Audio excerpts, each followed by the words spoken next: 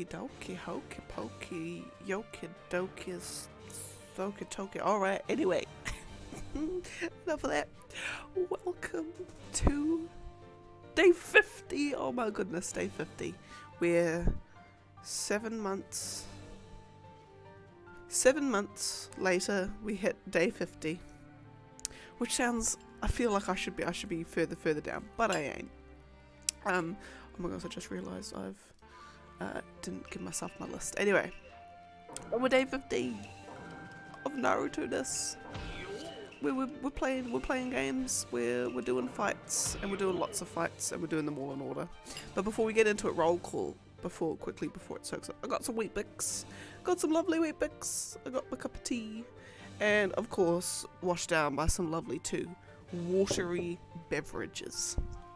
Anyway, let's get on straight into it. So, day 50, here we are, oh my goodness. And we're not even halfway through. No, sorry. Not even a third. Technically, percentage-wise, we're not even a third of the way through our number of fights.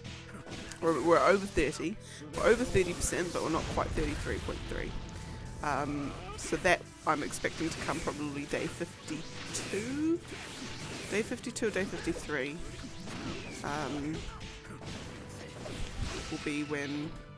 Will be when we cross the third of the way there mark, which, oh my goodness, only a third.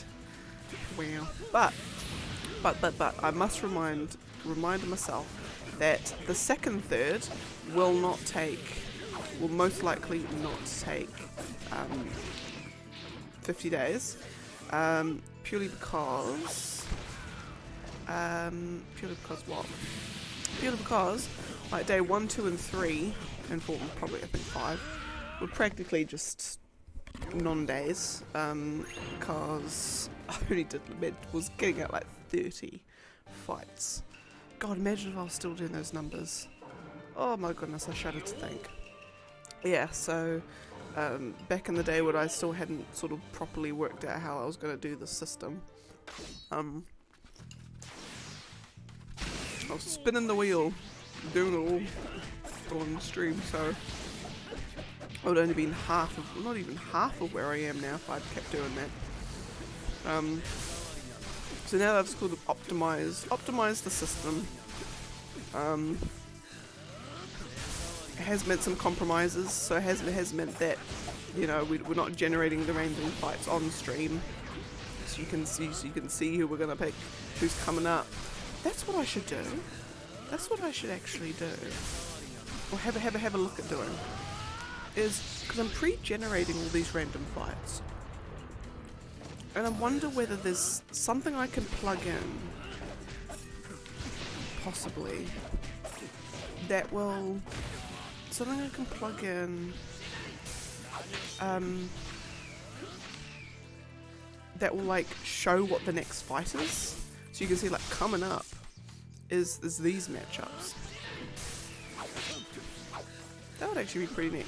Because the only problem I've got really with my current setup is because I can't have Naruto, I can't have the game running in the background essentially, because it keeps Steam for whatever reason. I've tried every possible setting. I've tried doing the whole windowed -W, all the sort of stuff that you're meant to do to make Steam run in the background, and it's just not working with this game. So every time I click off it, it like sound cuts and it freezes. So rather than doing that after every matchup to update the numbers, that's why I sort of do like 20 fights and then update sort of thing.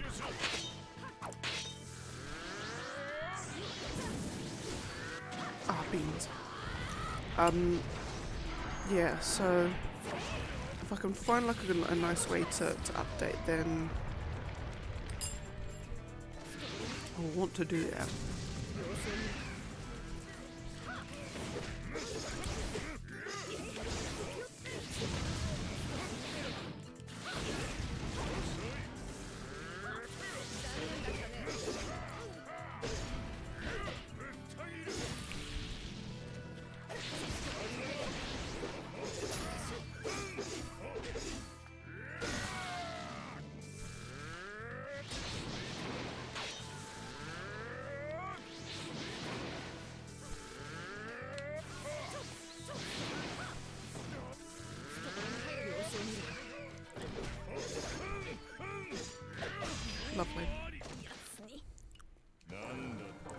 yes, I'm thinking that I might do that.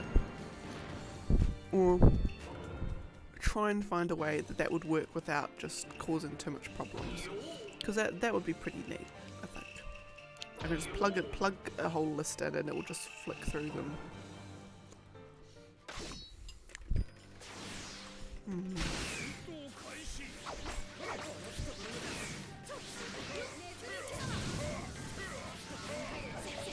I mean, I know I probably could do something like that already. Like something similar to how I've got my socials up in those little bubbles up top.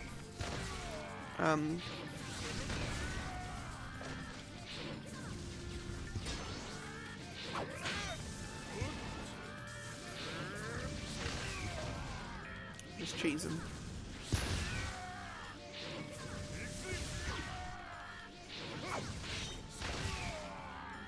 For the win. Lovely. That was a bit of a cheese fest, but hey, that's okay. That's fine. Alright. Who got next? Naruto, Toad, and Hiruzen. Oh, what am I doing?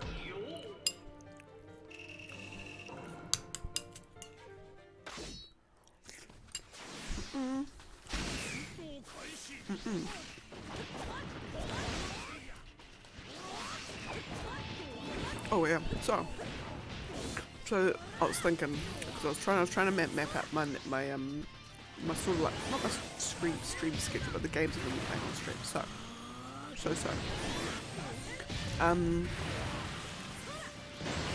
because I've purchased all of the rest of the Trails and East games.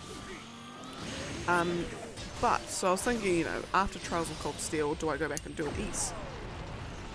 But I think as an interlude, an intermission, if you will, I think, because I have one of my favourite games of all time, Mystical Ninja Star Go on an N64. I purchased everything I need to get to play it. It's a short game. Well, actually, is it a short game? No, it's a longer game. It's a longer game than... Oh, yeah, it's a game that'll take probably maybe like 10 hours to beat. Probably. It'll take a few streams.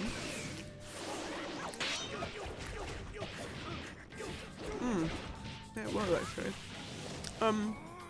Yeah, so I was thinking as an intermission, or possibly because I'm going to be playing East 1 and 2 after Trails.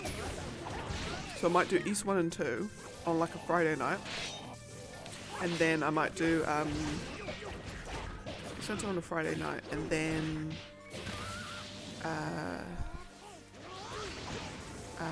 Mystical Ninja on Saturdays. I'm thinking I might do that. Because I'm really, really excited to play. And it's a game that I kind of want to do, like a yearly pilgrimage to. And every year, you know, whether we play it in some like different kind of way, like we do a speed run one year, we do a 100% run another year, we do a, I don't know, give myself some arbitrary limitations, like, and I can't use impact fights, can't use the super laser, that sort of thing.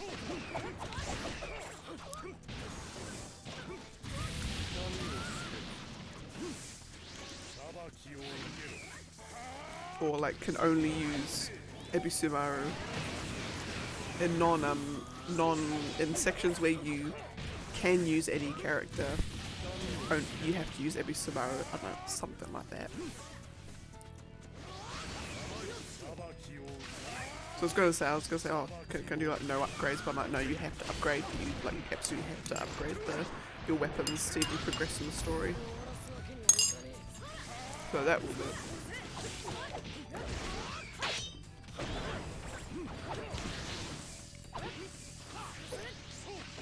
Oh, it's just gonna be so good. I'm so excited. I'm excited for the people who've never seen it before or just never experienced it. It's like low poly as all hell, so don't expect some graphical visual masterpiece. It's like 1994, I think it came out. It's 1994 N64 low poly graphics, but it's just so good. It's just so good. I just love it with all my heart. Everything you never knew you needed in a game, like laugh tracks, like campy villains, music that's just fantastic. Oh, it's just great. It's just got everything.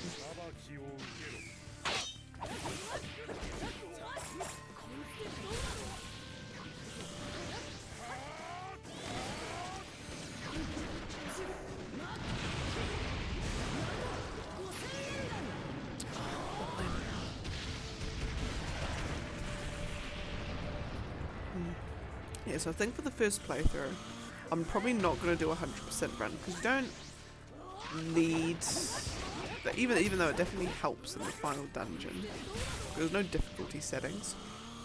But I finished the game multiple times, so I know it's not that I'm going to struggle. You know, back in the day when you didn't really have the difficulty settings. Yeah, so I don't need all of the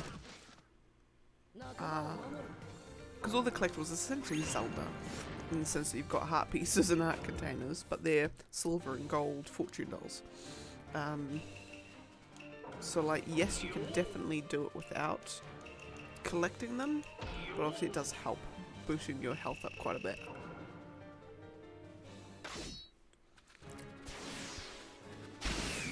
And then another thing that I always kept forgetting to do is you can actually buy armor. It's like it's like armor, so for the next 3 hits or something, you don't take damage, or you take half damage on the next 3 hits. So it's not like it's not permanent armor, but it's definitely handy.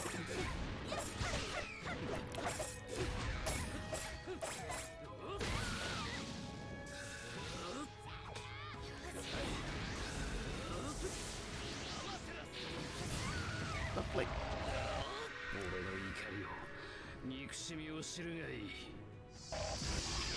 Bam.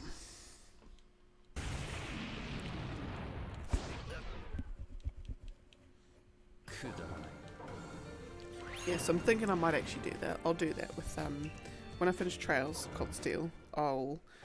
Fridays will be East, and Saturdays is gonna be Mystical Ninja. Oh, it's gonna be so good.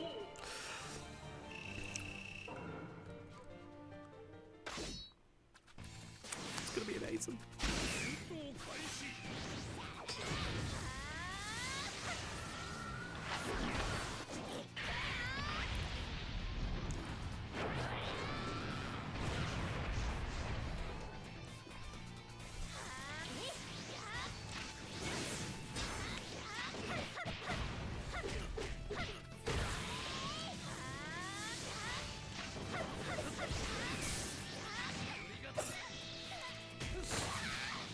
Oh no, I've got to ruddy nose. It's not even... I haven't even got a cold.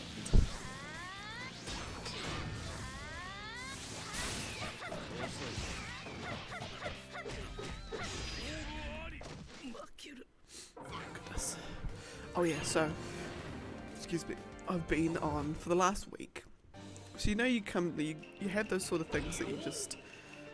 Like a roller coaster, you just keep like coming.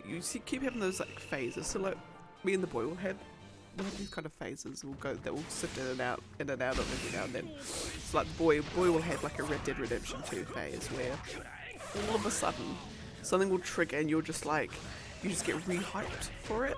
And you know, so you'll like play it again and you'll be reading up all the stuff about it, and suddenly you're now into cowboys again, and it's all this sort of thing. And then, you know, a couple months later you're back out of it. For me at the moment, I'm in my Final Fantasy VII remake phase. Like, and I know it's kind of like, it's something that I'm always always talking about, always excited about, but I'm just like renewed love again. I've been watching and New Revelations as well. I've been there's a, you know, you get those kind of like comfort videos that you always go back to. You just keep watching them over and over. Like, there's videos that just every now and then where you're like, oh, I can't think of anything to watch, and you'll just go back to them. So the Maximilian dude did a spoiler mode video with the Easy Allies on the Easy Allies podcast. I think it's on the podcast. And yeah, just talking about what the hell happened in 5S7 Remake. And it was a good couple of hours, and I just that's one of my comfort videos. Just like the thing, just the, you know, just the things they talk about and the love that they talk about it with. But yeah, now I'm just getting amped for 7 Remake. It just like, you know, there's a whole like mega thread on Reddit of all the tiny details in that game that people miss, and it's just incredible the level of detail they have and the care at which they've crafted this game, the respect for the original. I mean, it's the original creators anyway, but it's just this respect that they have. It's just unbelievable. And it was funny too. I was reading reading a thing. I think it was on r/patient gamers, which is a thread I do because they've got really good stuff around like managing backlogs, and getting through like long games. And they were saying like a lot of them didn't care for 7 Remake. And hey, if it's not your sort of game, then all the more power to you. Like, it's, you know, it's not going to be for everyone as much as I would like it to be, but that's just not the case. But some of their criticisms were a bit like, it's kind of like, I don't know, it's kind of like, imagine like someone watching a TV show and there's a big like twist at the end, and then they stop like halfway through and they say, oh, there's no twist. Or actually no, a more accurate thing would be, you're watching a TV show, let's say there was a prequel show that you had watched, and so then in this TV show there's like a big twist at the end that would only make sense when or like you know that it's a twist because you've been so invested in the show that, and you've read all the other material that you know it's a twist. So even then actually now they're saying that it's not actually fully accurate. But anyway, long story short, these people are like, oh my god, this game, there's no subtlety or nuance in it. There's no like Sephiroth, the bad guy, you know, there's no subtlety in what he's doing. There's no you know, he's very like blunt in how he's doing things. And I'm just like, it's like one of those things where you're just like, sweet child, come here, let me show you how 100% of everything Sephiroth does in that game is subtlety and nuance. Like, there's like on the Easy Allies podcast, Maximilian, he likens it to level, like, there's level 1. Like, level 1 is just like, I understand what's going on at a surface plot level, and then you go down these levels, and like level 4 is when you're thinking, holy crap, this is what they're doing with this series. And it's just like, then everything Sephiroth does when you're on that level, everything he does is subtlety and nuance. Like, everything. And yeah, and I just want to like get all these people like, here's the subtlety, here's the nuance, here's everything. It's just amazing. Oh my goodness, oh my gracious. Yeah, but alas, I can only stand on my soapbox and preach. But you know, that's all I can do. But yeah. I don't know. It's like, I feel when you understand what they're doing with 7 Remake, when you understand the kind of threads that they're wanting to follow, it just opens up your mind to a world of possibilities. Like at a surface level, it's, you know, if I have to like imagine what someone who's never played 7 before, has no idea about the compilation, you know, which is Dirge Cerberus, Crisis Core, Before Crisis, Advent Children, all of that sort of thing. They've got no idea about any of that. On a Way to a Smile, The Kids Are Alright, the books sort of thing, even as well, because there's even stuff from that that's relevant in this. It's crazy how much they pulled. But anyway, so like if you just go and someone completely blind who, yeah, I know who Cloud is, and I know that Sephiroth's the bad guy, like the sort of stuff that you just learn by osmosis being into games. You know, what would they take out of this? So, you know, okay, so I've haven't played 7. Okay, so this is the story. That's cool. Okay, these guys show up. Oh, these ghosts are weird. Were they in the original? It seems to me that they weren't meant to be in the original. So, okay. And then suddenly it just goes JRPG ending, where just all hell breaks loose and you're now fighting God and stuff, and we're in a weird dimension land and sort of thing. You're just like, what the hell's going on? Okay, so something about like destroying destiny, and now the path that we're following hasn't been written and all this sort of stuff. And what the hell is Cloud and Sephiroth doing in the space? And what the hell is this? And then you'll just leave just being a little bit tad confused about what the hell you just saw. But I would imagine that you would just chalk that up to you would assume that was, you know, you might think, oh, well, that must have been part of the original. Hell, it ain't. It really ain't. And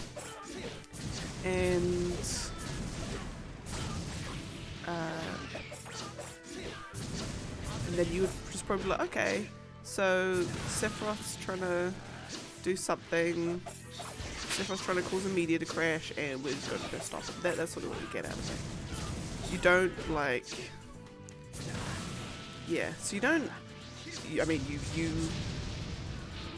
you are disadvantaged in the sense that if you did know about the compilation, your understanding of the importance of events is greatly, like, mind-bogglingly greater. But you're not losing so much that it's just completely incoherent. But then again, now that I think about it, probably a lot of the criticisms on the thing is probably because I think they might have leaned a little bit. What's weird? It's weird because they're trying to make a game for fans and also people who've never done it before. They're trying to make a game for fans and new fans, I guess. But when you've got the kind of stuff that they've got at the end of 7 Remake, you're very, very, very dangerous territory, because it's like all comes out of complete left field. Like, well, what the hell is going on? And it's only the people who have that base understanding of the compilation stuff and just the great, like the subtext that they've included in all of 7 stuff. That's when you would feel a bit more like you've got the pieces to start piecing together what's happening. Yeah. Because when you get to level like 3 and 4 brain, where you realize, oh, this is a sequel, okay. Like, when you get to that point, everything just makes so much sense. Oh, it's so good. It is so good. And not a sequel in the sense that like Cloud and friends have already done all of this stuff before, but like it's a sequel for Sephiroth, let's just say that much.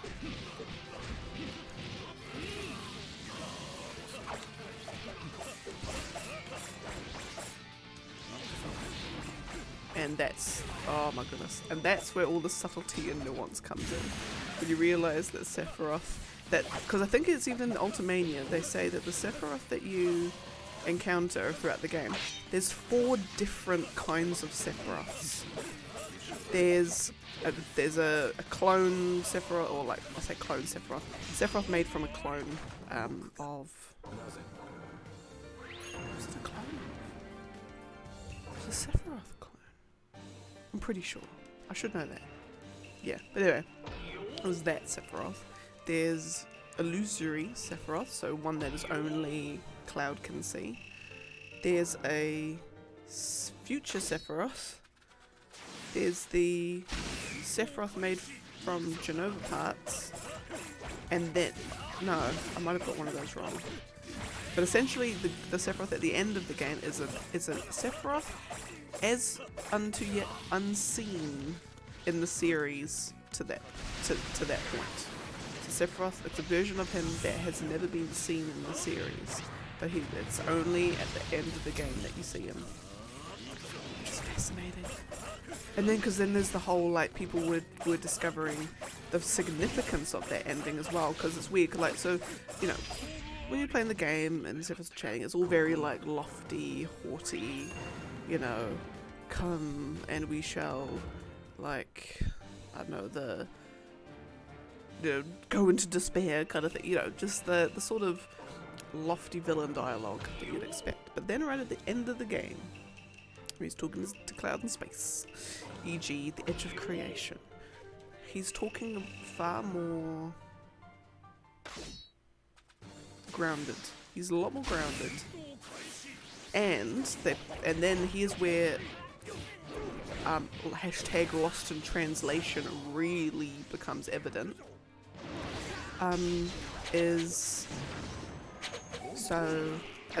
harkens back to like all the versions of Sephiroth, and all the other compilation stuff. So basically, without, you know, because I don't know if anyone here has or hasn't played 7, would like to, and so I don't want to spoil anything, even though I kind of am, in a way. Possibly. I'm going to say it anyway because I'm on the hype train. I'm on the hype train. So basically the gist, Sephiroth's a normal dude. He's a normal dude at one point in time. He's just chilling, he's a badass, but he's a normal dude. He has friends, you know, whatever, but yeah, that sort of thing. So whenever he refers to himself, he uses the Japanese honorific orewa, which is, you know, it's what they call like a sane pronoun. Well, no, sorry, in the context of 7, we call it a sane pronoun because he is of sound mind. Now, talking about myself, it's a thing used like a male only one, or yeah, but it's like it's a gendered pronoun essentially. When shit hits the fan and he goes cray cray, and he's kind of partly being influenced by Genova, this evil alien lady. You know, so even though it's weird, she's like an alien, but she's got like a humanoid body, but then like weird tentacle things underneath. It's kind of gross, kind of weird, kind of gross. You wonder why she looks like a human. Anyway, yeah. So from that point on, and for the whole rest of the time that we see him, he refers with the honorific "watashiwa," which is a genderless thing. It's from that point on, he never refers to himself with the orewa. Honorific. I think it's a thing I'm using. I hope I'm using the correct phrase when I say honorific as well. Yeah, so from that point on, he never uses it. Until we get to when he's talking to Cloud in space at the edge of creation. He's finally talking to himself, or referring to himself with the orewa thing. With the orewa. And that's that difference, which would only be obvious if you were playing on the in the Japanese version, is like important. Like that's important. Like that's like huge. The implications of that are huge. With the sense being that this version that we haven't yet seen is not being has a greater sense of being, control of itself, and he's not being influenced by Genova. So which means that his motivations and what his goal that he's trying to achieve is not something that would necessarily be influenced by Genova again. He's doing it for himself. That's the kind of implication of it, which sounds like, okay, well, yeah, like, wouldn't that make sense? But it's like, no, until that point, you know, Genova wants to like take over this planet, essentially, in a way. And so she's kind of like, it's weird, it's like they're both using each other for their goal. Like, it's weird. It's like, you know, Sephiroth wants to rule the planet, but then so does Jadova. So they're kind of using each other to do that. It's weird. Anyway. So it's the hashtag subtlety and nuance is what I'd say to those people on the Patient Gamers Reddit. That's the kind of subtlety and nuance that you're missing out on.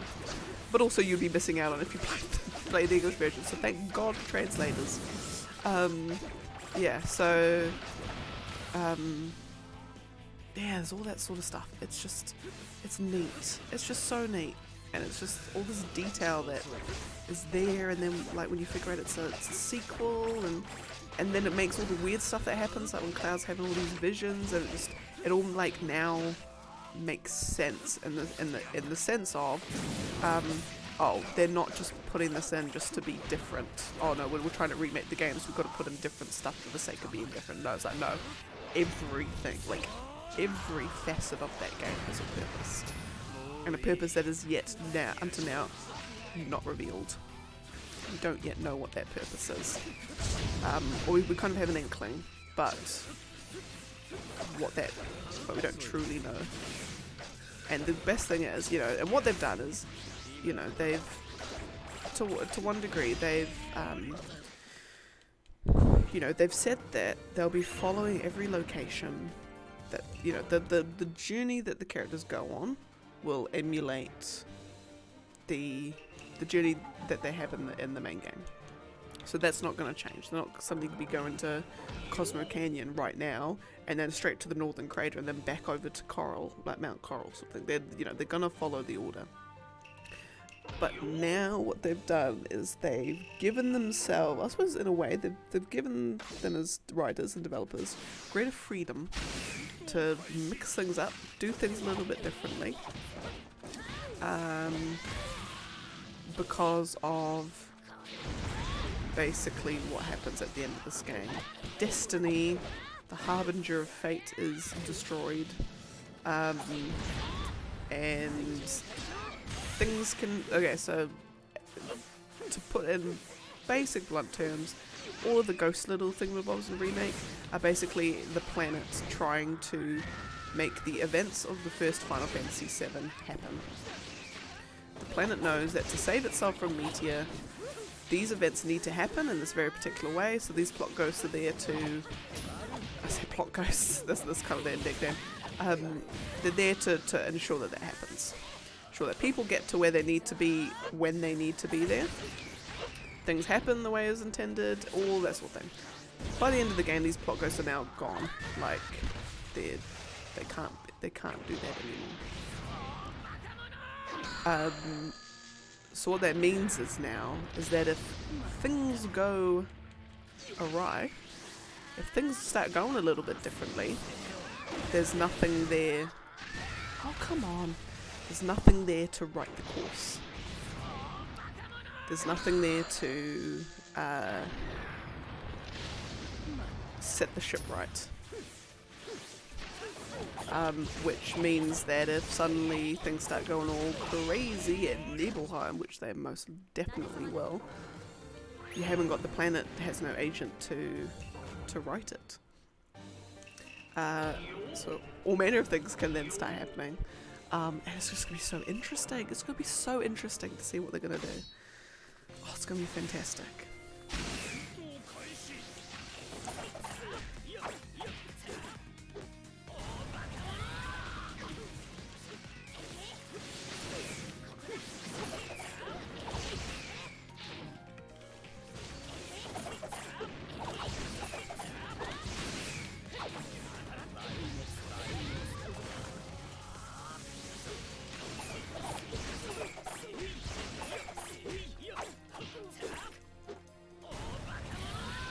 Basically, longer story short, in that game, Sephiroth is manipulating events from the future to basically get an outcome. Well, we assume an outcome where he wins, and whether him winning means Meteor hitting the planet or him shipping off all the life stream to another planet, Omega style. whatever that means. He's trying to manipulate events so something else happens. And he's causing butterfly effects. And it's just... God, I could go on about this game for so long.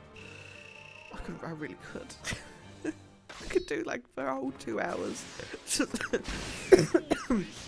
talk about 7 Remake. How life-changing it is.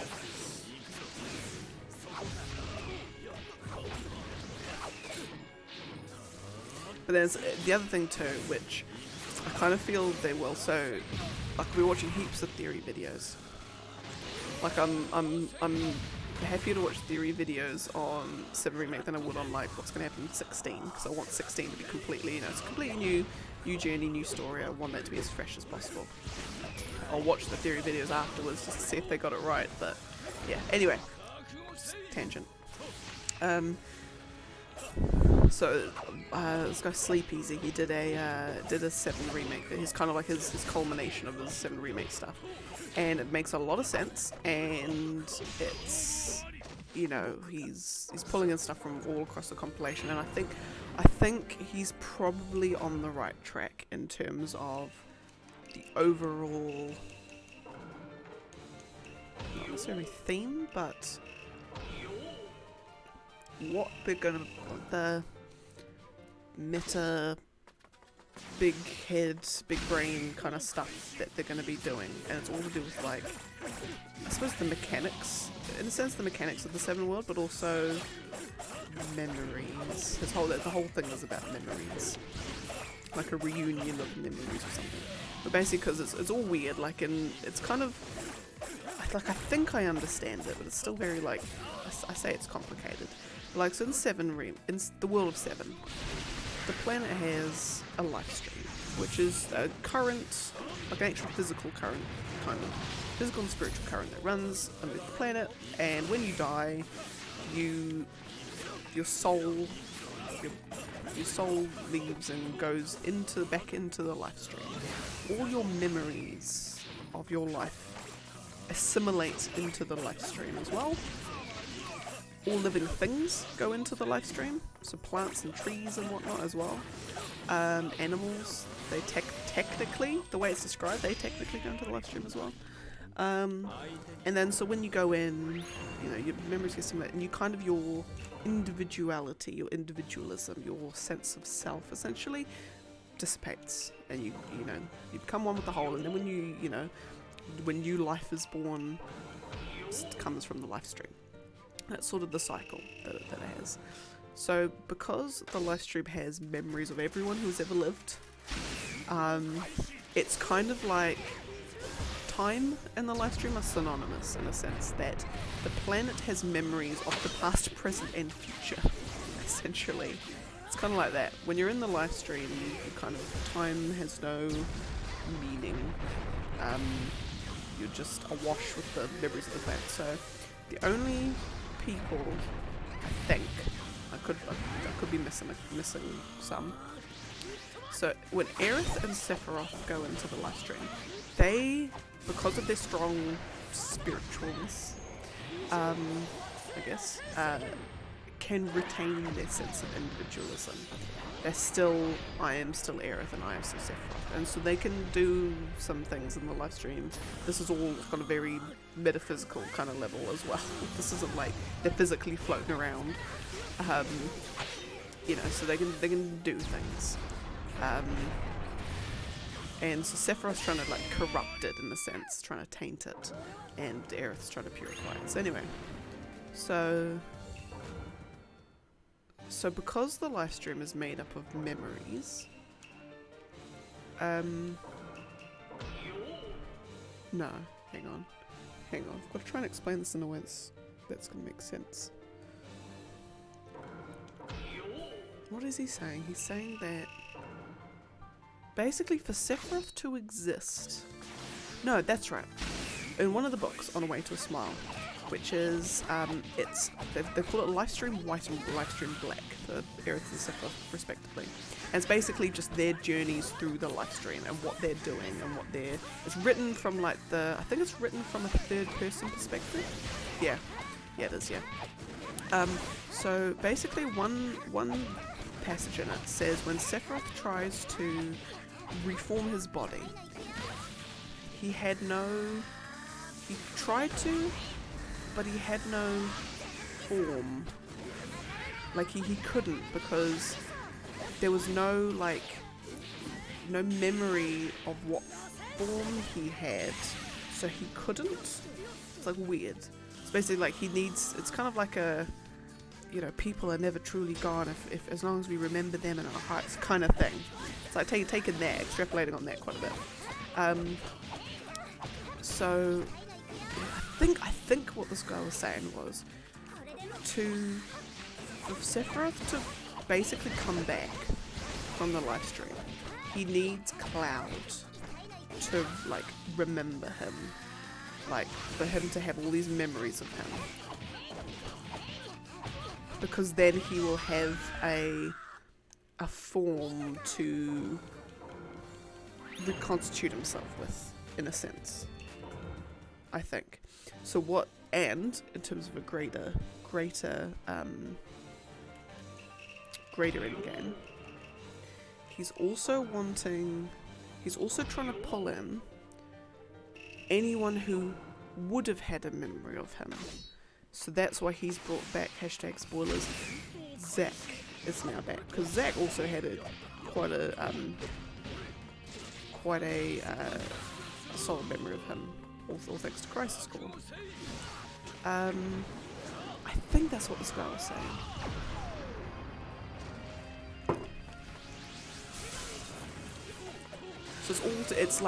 So I think what he's saying is when we get to the third game in this trilogy, because it's a trilogy, oh my goodness, I'm so excited. When we get to a third game in this trilogy, all of this sort of stuff, when this sort of stuff comes to a head, I think he's probably very close, in the sense that it'll have something to do with memories and live stream and gone but never forgotten kind of stuff, which I hope doesn't alienate people, because it's very Japan in a sense. But I love it. I don't mind it. I just have complete and utter faith that what they're doing with the 7 remake is going to be fantastic. Complete and utter faith. I think after what they've done so far is blew everyone's expectations out of the water completely and utterly.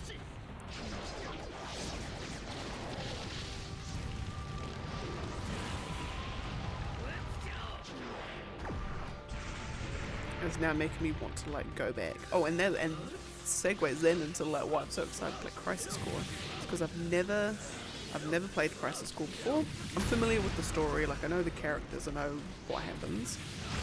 It came out 2007, I believe. And 2006. No, 2007 I think came out. On the PSP. Anyway. So 2000 sometime anyway. But first, before I continue, I've got to update the list. So down to 7,727. Lovely jubbly. Yes, but I've never played it, so I'm very excited to play it. Just to I suppose, because I've read plot synopses, and I suppose in-depth plot, but obviously there's things that a plot synopsis won't give you, the tiny little things, the tiny little details. So I'm excited to have all that. But also, what I think's going to happen is, and this is, I think, when Maximilian did another chapter, Easy Allies, I think it was on 7 Rebirth predictions, I think. Or might have been something else, actually. He said they're releasing Crisis Core now. Why? Or they're doing a remaster or remake. They're giving it a new title called Reunion, which is, if you know 7, if you know what happens in Final Fantasy 7, there's significance of the word reunion. That means something. And the ending of Crisis Core spoils a very, very significant, probably one of the most significant reveals in the original 7. Like, you see what actually happens, that you find out about in this big reveal section that happens in the original 7. And that happens like 3/4 of the way into the game as well. So they're releasing Crisis Core now, which is going to spoil that late, like, you know, because the implication being is that why are they spoiling that? They would only spoil that if you know, they're going to assume that people who are playing Rebirth and thing will be playing Crisis Core. They're not going to assume that they're two different audiences. That's their assumption. So the fact that they're willing to spoil a very, very large plot twist in 7 right now, when the remake story hasn't even gotten anywhere close to that bit, tells us that that bit is not going to be a big reveal anymore. That bit is going to change significantly. We need, you know, us as, you know, for players who never have ever played Crisis Core, like I know the story anyway, but like people who know the twist in 7. No, hang on, what am I trying to say? Yeah, essentially they're setting up for something. The fact that they're just willing to spoil that thing so readily, and so soon, says it's going to be far different.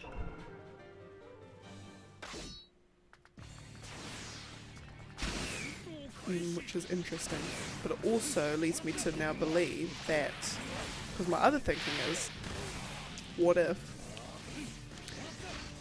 there was no plot twist to reveal in 7 Remake, in the sense that the ending of Crisis Core will change, so what we see at the end of Crisis Core Reunion will be far different. Something will happen that we've technically already seen happen in Remake, that something will happen that makes that big plot reveal null and void, because the reason why that thing is the way it is won't have existed. That's my thinking of it. So I'm so amped to play Crisis Core. What's going to be? It's going to be 99% of the game. It's going to be exactly the same dialogue. You know, obviously updated visuals of combat system, little bits here and there, but then at the end will be the when this is now drastically changed. And they're tied into what's going to happen in 7 Rebirth. That's my pretty confident on it theory.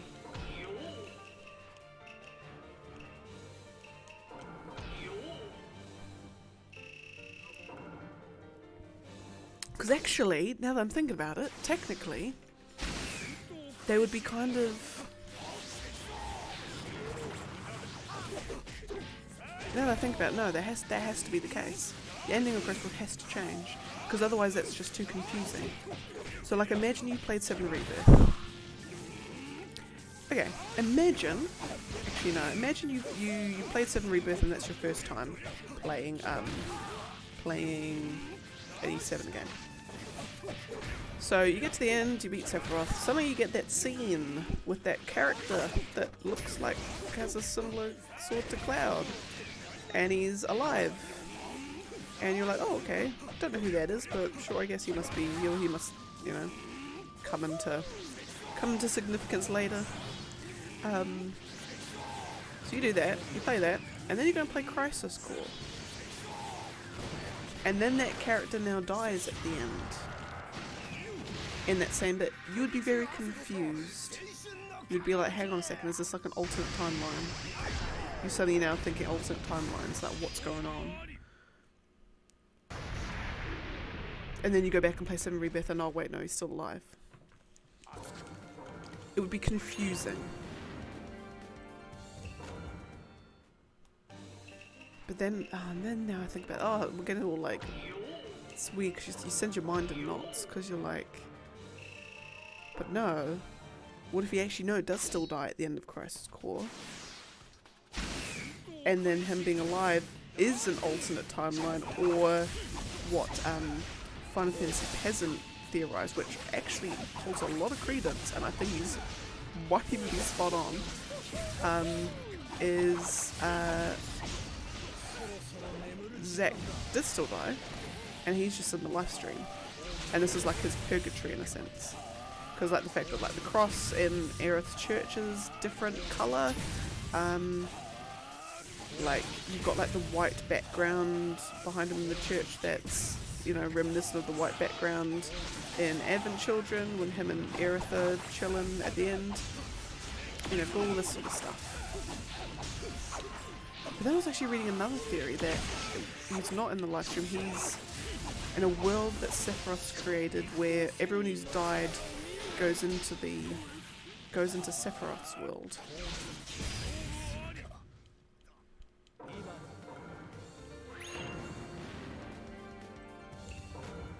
I'm so confused now. I'm confusing myself.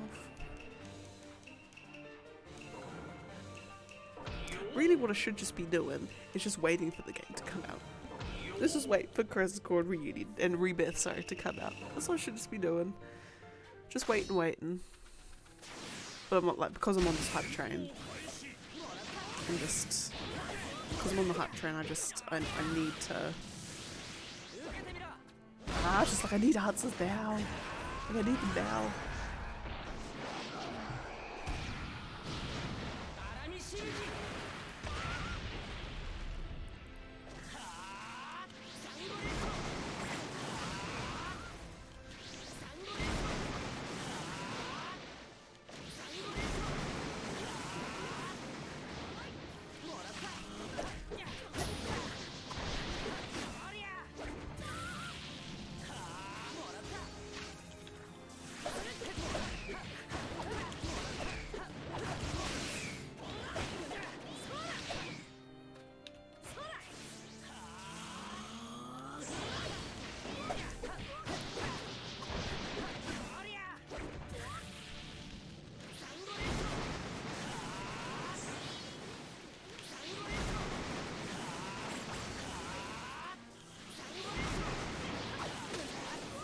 Lovely.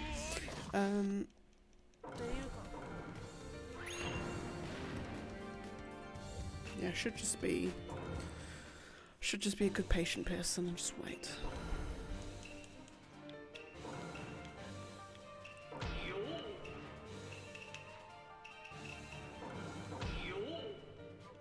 Yeah.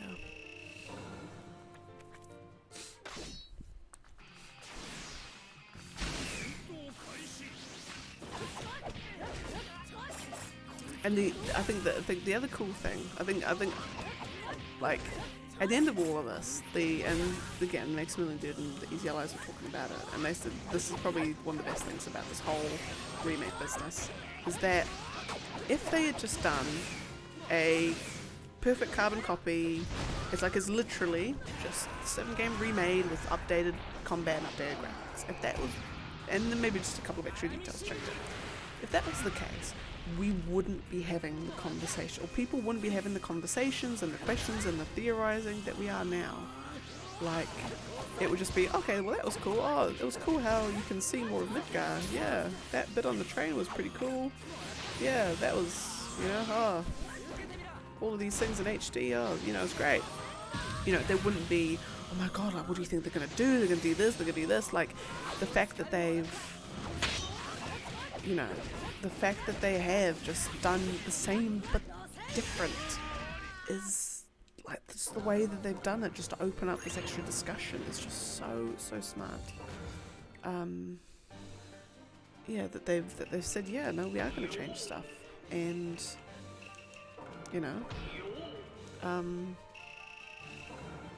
make of it what you will, guys.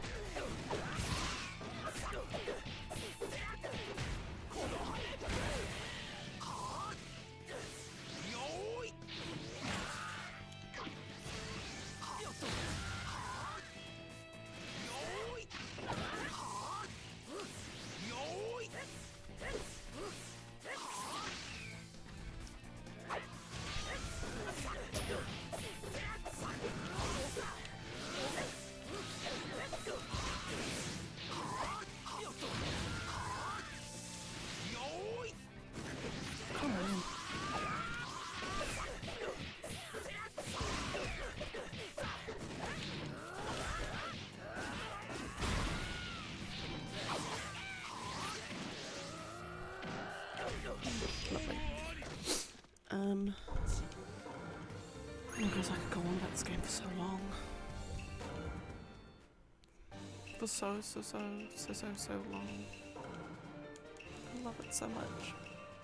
I love it so much.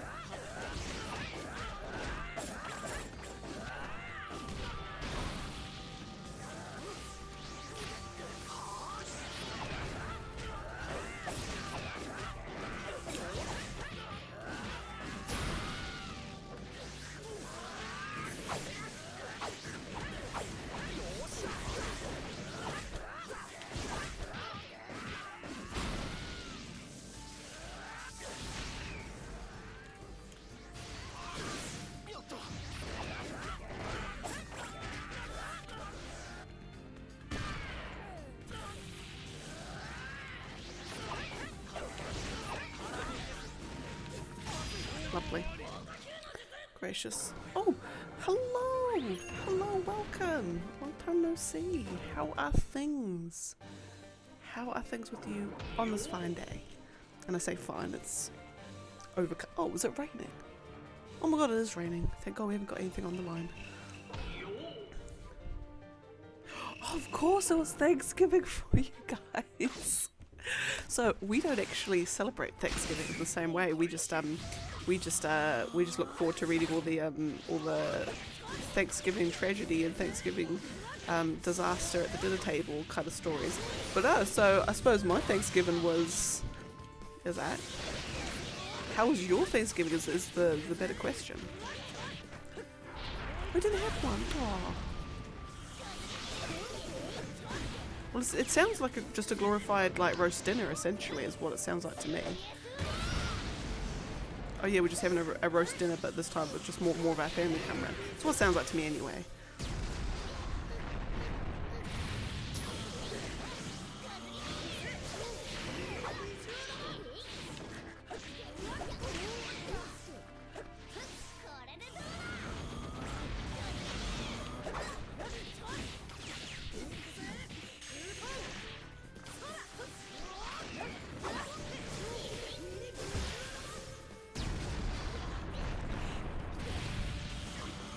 True, yeah. Yeah, for the people that travel.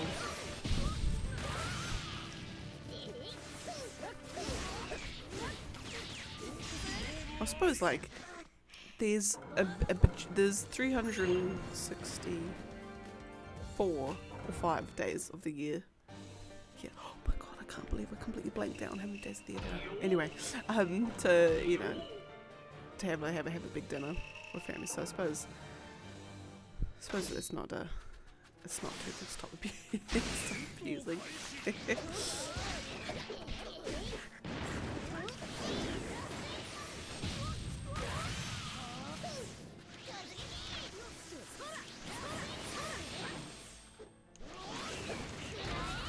Like I still like I still say one of like just the like when you like think about it's like one of those things that you realize when you think about Naruto like too deeply. Oh my goodness, Naruto, stop. There we are. It's like they're essentially just like child soldiers in a sense. We're gonna send these like 15-year-old kids or 13-year-olds into a life or death situation where they could possibly die. You know, we'll give them a sensei with them, but then if the sensei dies because the enemy's just like super hundy, then yeah, sure, we're just gonna like kill all these little kids. It's actually dark when you think about it. Like if you think about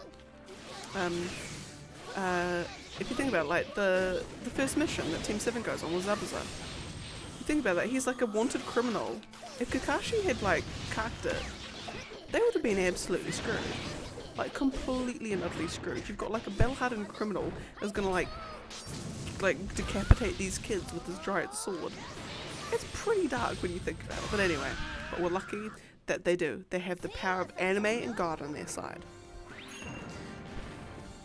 And they're the main characters of an anime, so they'll be a-okay. Who got next? Hidan and Hanabi.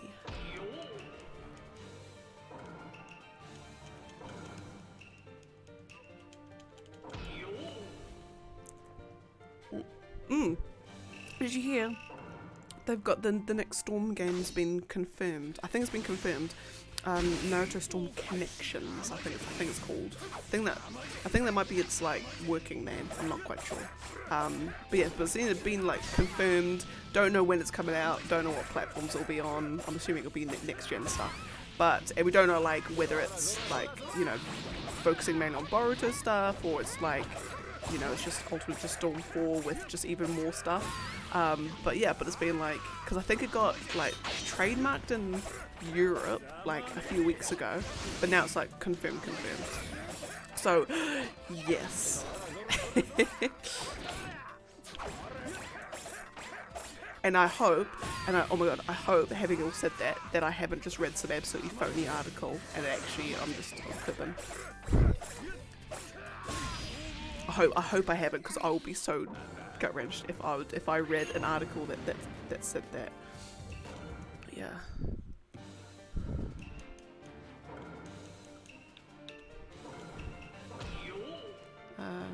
Oh yes, yeah, because I'm hoping, like I reckon it will, because they've dabbled in Boruto stuff in Ultimate Storm 4, so they should now have like most like the cast of Boruto as well. They should. I would like, my dream would just be they've just got every character, like a Naruto, and every character that's ever been in a Naruto fighting game, and all of all the characters from Boruto. Make it like a cast of 2,000. No, not 2,000, 200. There's 108 in Storm 4, so that would be sick.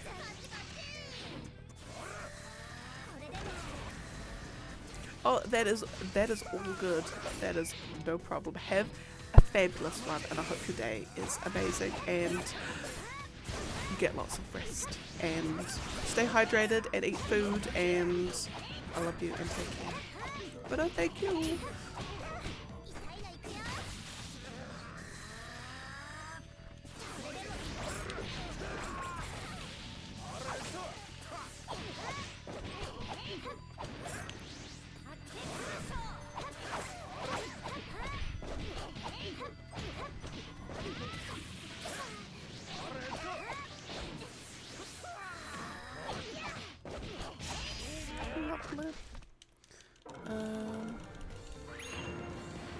Fourth Kazekage and second Tsuchikage. I feel like I've done this fight before. Could be wrong though.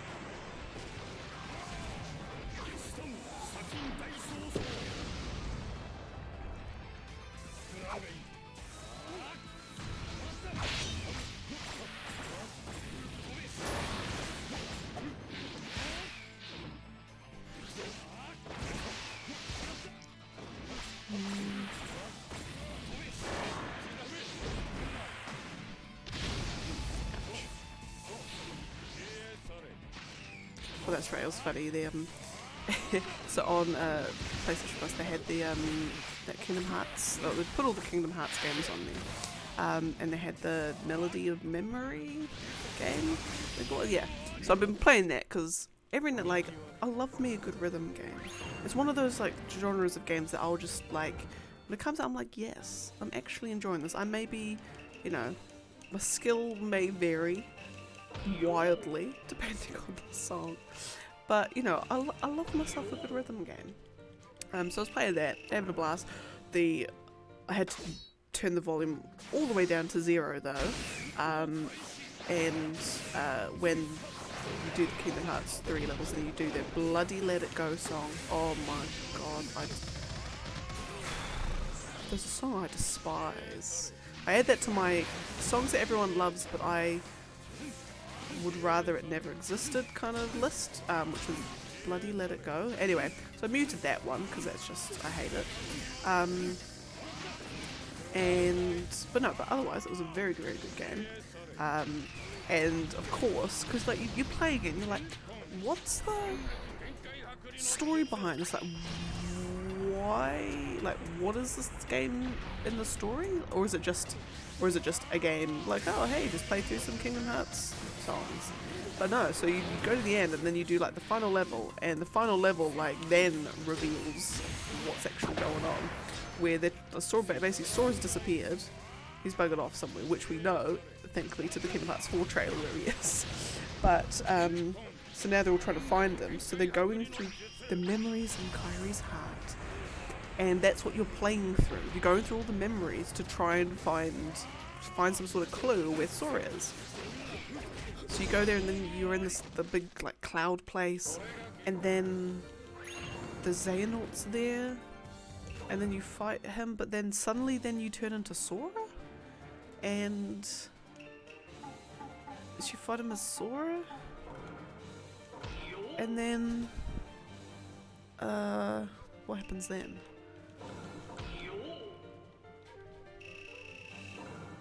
You fight him as Sora, and then you do that, and then he basically some cryptic thing, and then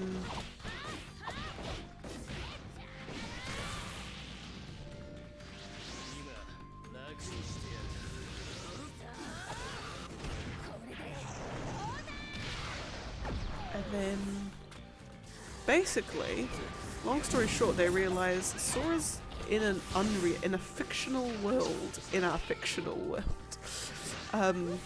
in an unreality, on the other side of reality than ours, somewhere that we can't reach. So then they go, and the fairy godmother from Cinderella appears, and then she takes them to the cloud place again, and then this time now there's like all these stars of dead people, and then one of them is a dead person from the unreality that Sora's in, and then Riku just magically manages to open up a portal to where she is, and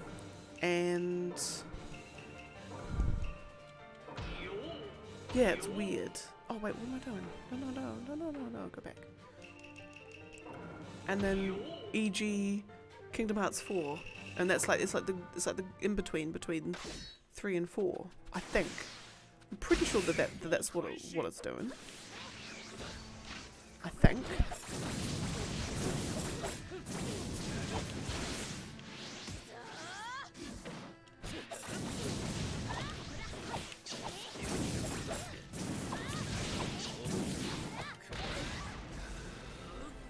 Yeah, it was very odd.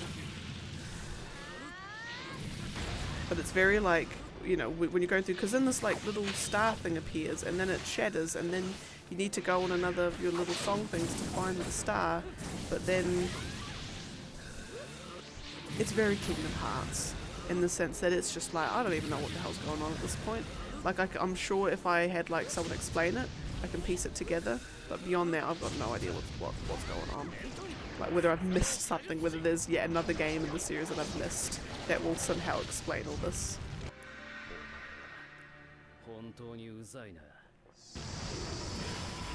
Got that goddamn right, Sasuke.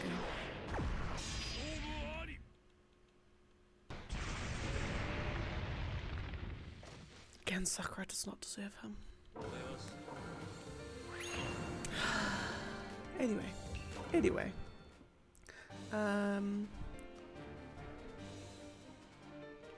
Right, Sasuke, Orochi. We're doing lots of Sasuke's today, aren't we? And second Tsuchikage again.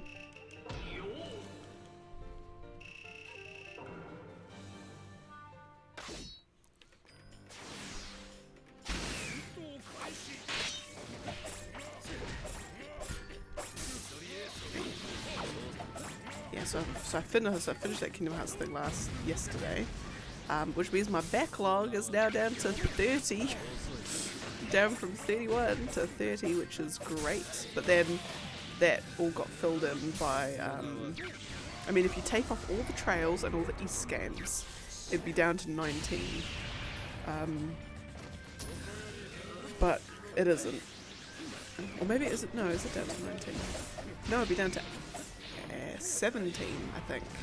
Yeah, down to 17. So obviously I have to finish all those, which will be, I mean, the East games I can probably finish. I mean, if I really tried, I'd finish them all by the end of the year. Trails games is a different story, and especially if I'm playing them on stream too. Unless I'm doing like big, like 10-hour streams, it's gonna take a long time to get through all of those. But that's okay, because I love the slow burn, I love the steady build up. It's kind of like, I feel like I'm spending a longer time with the game, with the characters, even though I'm not actually, like in terms of just raw play time, it's, you know, it would be exactly the same as if I did bigger sessions. But I just feel like I think because it's like weeks and weeks, I feel like I'm spending more time with the characters.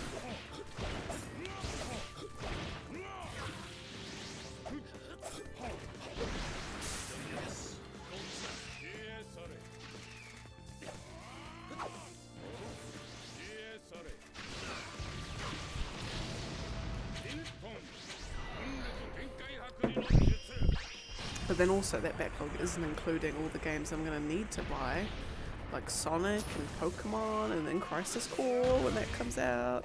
Like all of these games. I love, and the great thing is, like, it's like, what a good time to be alive in the land of video games.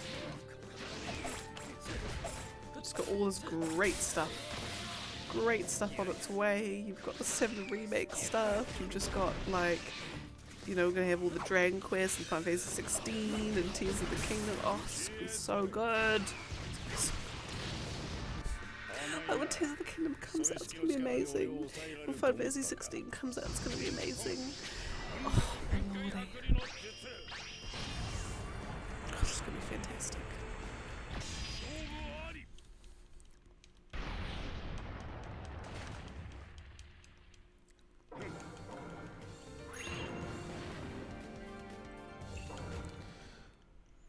Okay. No, not that one. I'm gonna go. We'll do that one. Who are we facing again? Eno.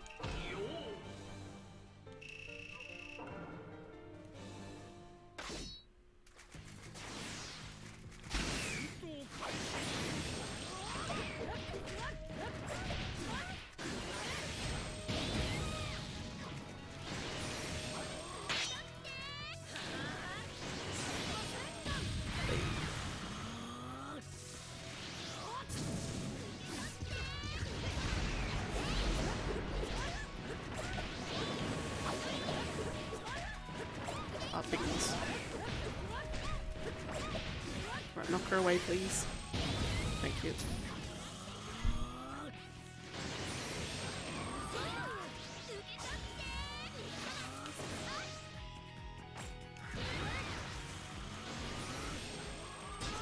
Here we go, lovely.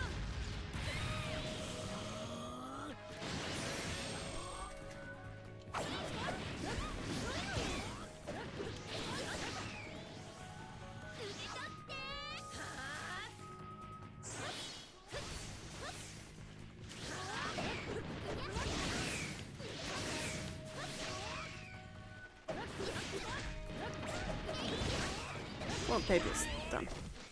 Lovely, that took way longer than it should have. But that's okay.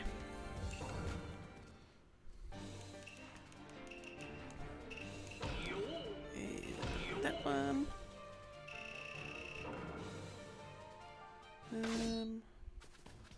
Almost, after this will be 6 fights away from 7,700, which is exciting.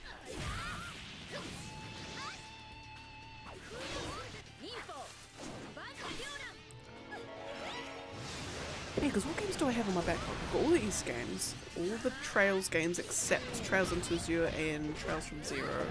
I suppose then Trails from the River. I've got all the Trails in the Sky and Cold Steel games. All these games. I've got Shippuden 3, and then that will complete the Shippuden series. I've got Star Ocean, Divine Force, which I'm almost done, I think. Although I feel like I'm actually nowhere near done. Where am I at? I'm on a space. I've just walked into a spaceship to try and track down someone. What's his name? Raymond's just buggered off with Thingamabob somewhere. Anyway, for Star Ocean, I've got to finish Octopath Traveler. Because for me to even get Octopath Traveler 2, I've got to finish Octopath Traveler 1. Got to do that. What else? What else?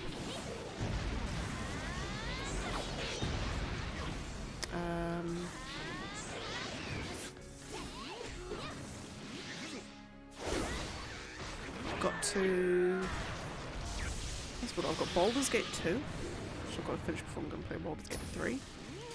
I've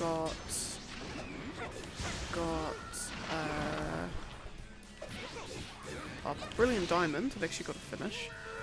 About halfway through that. I've got Might and Magic 10 and Might and Magic 6, but those are on disc. And I don't have a disc drive. So I could probably get an external disc drive, but I think those games will be like, if I get a disc drive, I'll be able to play them. Otherwise, I'm not particularly fussed. I would like to try and finish my Magic 6, because it's one of those games that you always just remember from childhood you used to have, but like your older siblings would play it, and you never did. And then, but like I want to get it and I want to play it, just so I can say I've played it. What else have I got? Final Fantasy 4 and Final Fantasy 4 After Years. Technically I've actually got to finish Final Fantasy 6 as well. And Final Fantasy 3. I'm like right at the end of those games. But I've just never gotten around to actually like finishing them. So I actually should probably start doing that. Because then once I've done 4 and 4 the After Years and 6 and 3, then I've finished every main series Final Fantasy title excluding 11. But I kind of discount that because it's an MMO. So I'm kind of like, I give myself a little pass on MMOs. It's the same with Dragon Quest. I finished every main series Dragon Quest game, except 10, because it's an MMO, which they're re-releasing, but it's still only in Japanese. It's just a bit like, guys, you got the perfect opportunity to release it in English, but you don't. Anyways, yeah, so I've got to finish those. What else? What else have I got? Oh, Elex, which is a game I'm just slowly getting through, because it's a Piranha Bytes game, which I didn't realize going into a Piranha Bytes game that they're notorious for being notoriously difficult for what may seem like unfair reasons. So I'm just slowly, very, very slowly getting through that game. Because basically, like, there'll be areas that you've got no chance of being the enemies, but those areas are like mingled in with other less difficult areas, and like I don't know if I've nerfed myself by making poor skill tree choices. So it's one of those games that part of me almost wants to like restart it, but at the end of the day, I'll just keep going through it.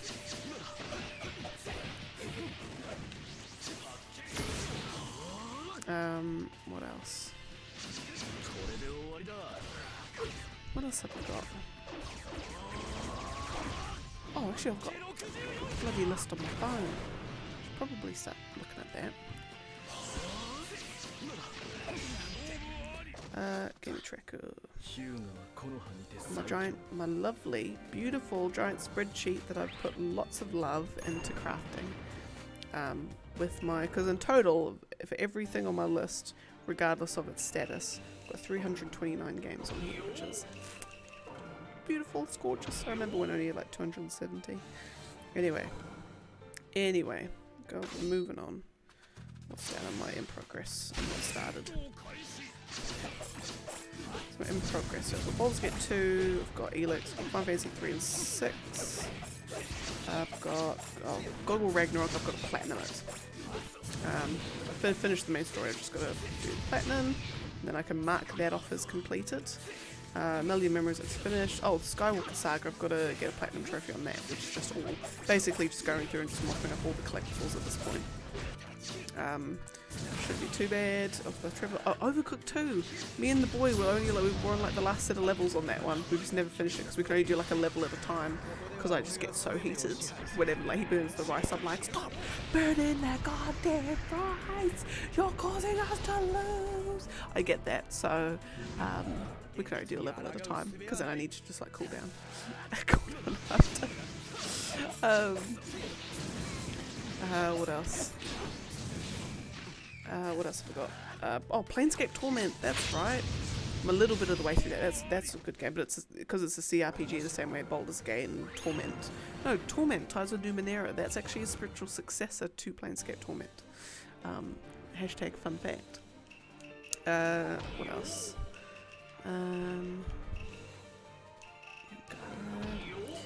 What else have I got? I've got Pokemon, Star Ocean, and Treasure Cold Steel. So then to start, I've got Final Fantasy 4 and 4 the After Years.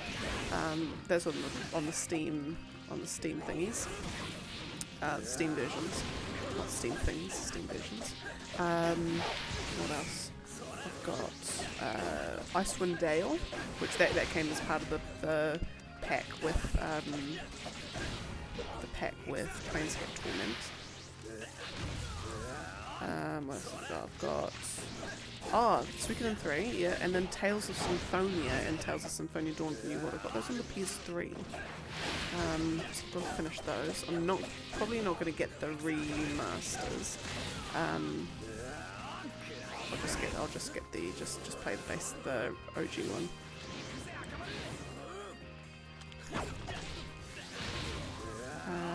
What else?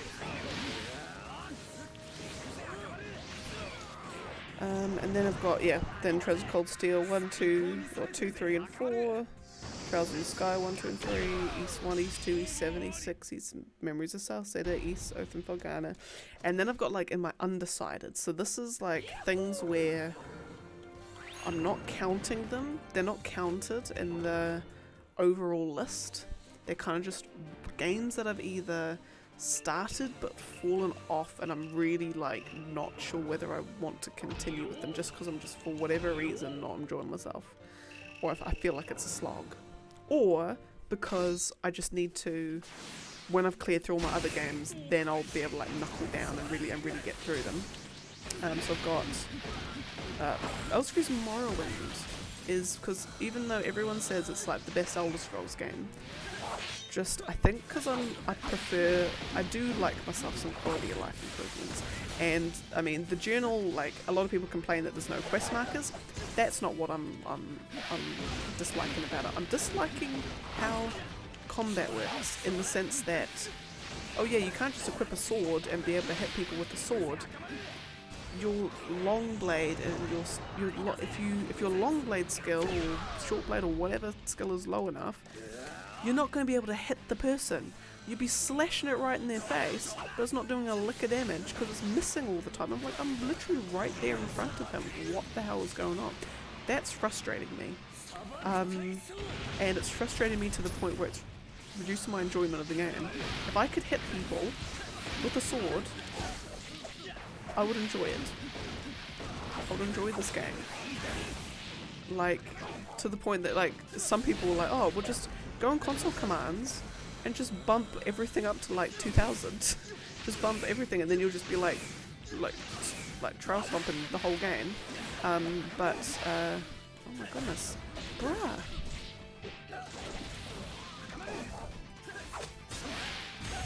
Oh my god. Gara, can you just like stop being a numpty? There we go, thank you. Yes, there's that. There's the Lego Harry Potter collection years 5 to 7. It's because I felt like I had to slog my way through 1 to 4. For whatever reason. So I'm like hesitant to play 5 to 7. And when I think about it, I'm like, I like the books of Harry Potter. Films? Actually, I don't know if I like them as much as I remember. But anyway. Right, young Sasuke.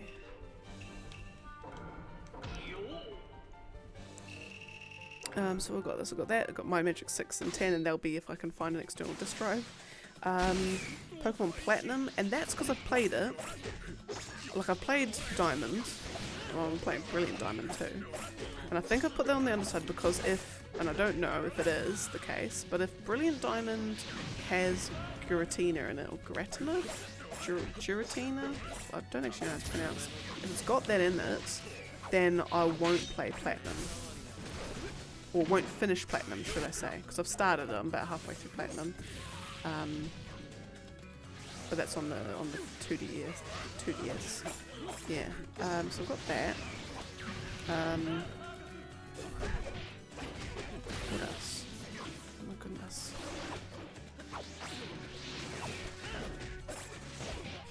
Maybe I should like stop focusing on my phone and actually focus on this. Although now I'm thinking about it, the AI lately has just been a bit of a chump. There we go. Right. So I've got that, I've got The Witcher 1 Enhanced Edition. And so I haven't played it. The boy started playing it a bit, and the controls were weird. Like, combat was weird. And after watching him play, I'm like, oh, I don't know, because I'm not good with weird combat. Like, I'd be able to do it, but... Yes, but... Excuse me. So it was on the undecided list, but then, now that there's news that they're remaking the first game, I'm gonna hold fire and see, because if they're updating the combat, then I'll play that. And then last two is My Time at Portia, or Portia. That is a fantastic game, but it's one of those like really long Minecrafty kind of ones that I'll just slowly just take my time with, and I'll be able to properly dedicate time to it when I've got when I can just dedicate my mental capacity, my mental space to it, and it's not being filled up by all these other games. And then the last one is Pathfinder Kingmaker. So I started playing it because it was free on PlayStation Plus. But I think the thing that turned me off about it, because it's like the perfect style of game that I love. It's CRPG, it's, you know, isometric, it's party bases, you know, it's got all the good stuff. It's got the depth in the world building and diversity of locations. It's got all that beautifulness. The problem I have with it, and the thing that's turning me off quite a bit, is the time limit. And the time limit in the sense that, like, the story will progress whether you're ready for it to or not. And when you're trying to, like, manage your kingdom, and you've only got, like, finite resources, and if you don't build your kingdom up enough, good enough, and in time, then you're going to end up possibly giving yourself a game over. Like, your kingdom hates you, or you basically none of your cities can defend themselves against the demon horde that will appear, I'm sure, later on. And it's just something about it, it's just like, it's really turning me off. Like, really turning me off. Because like if it didn't have that, and you could just take your time, and when you get side quests, you can just do your side quests without fear of spending so long on a side quest that you're now gonna lock yourself out of something else. Like, if that was the case, I'll be like, I'll be playing it right now kind of thing. But it's not, and that's just like, something in my brain just can't reconcile that. Like, and I know that it's obviously, it's not that the game's super difficult. People have been able to finish it. You know, it's not the game's fault. It's not a problem with the game. It's more just for me, and just the kind of stuff that I will feel comfortable with. Time limits like that aren't the case. I will be anxious. I don't want to be anxious the whole time I'm playing the game. Others will probably relish that kind of thing and think that it's great and actually, you know, makes sense, and it's just not for me, and that's okay. Yeah, so that's everything that's in my backlog, everything on my list. And then just to like, because one of the things I like to avoid is when people are just so uncritical of a game that they like, well, uncritical of a thing that they just are blind to all its flaws. So one of the things that I've tried to do is for every game that I finish, I've got to give it a rating out of 5, and it's purely that's like purely a personal rating. It's a, you know, what did I think? Like if I had to put everything in a tier list, where's it gonna sit? And it's purely just from my own enjoyment of the game and how it sits in my heart. But then I also give it, you know, and then I do like a plus and minus. So what were like the things I absolutely loved about the game, and what were the things that I didn't like so much, or you know, could have been done better. And I have to do that for every single game I play. So like games like Okami, Witcher 3, Mystical Ninja, Ocarina of Time, Breath of the Wild, like all of these games I just absolutely love and adore and the best things ever. I have to dig deep, and what are the things that could have been done better or I didn't like so much. Just so for myself, I know I'm not letting myself be like blind myself to bad things.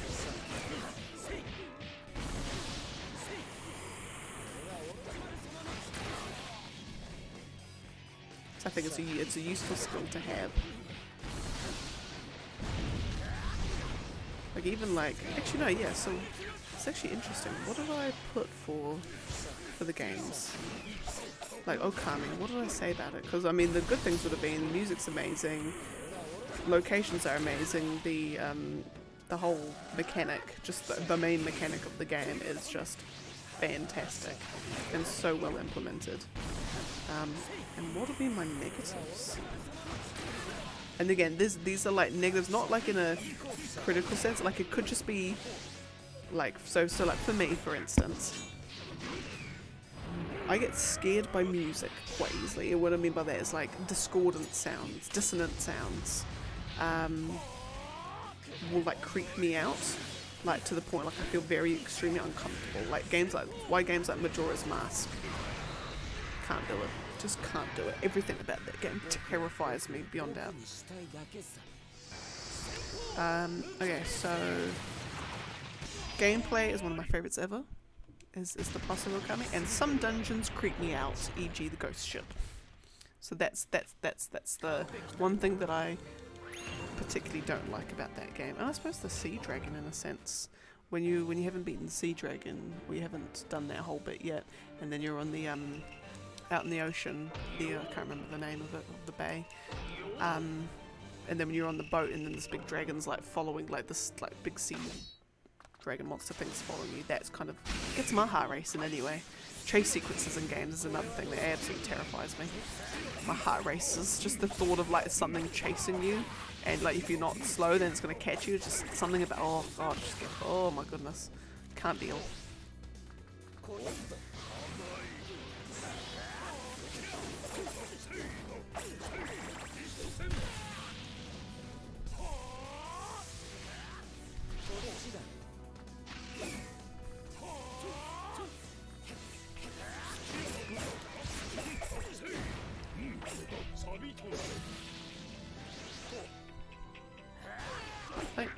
Okay, what else have we got? What are my other favourite? Oh, Mystical Ninja starring Goemon.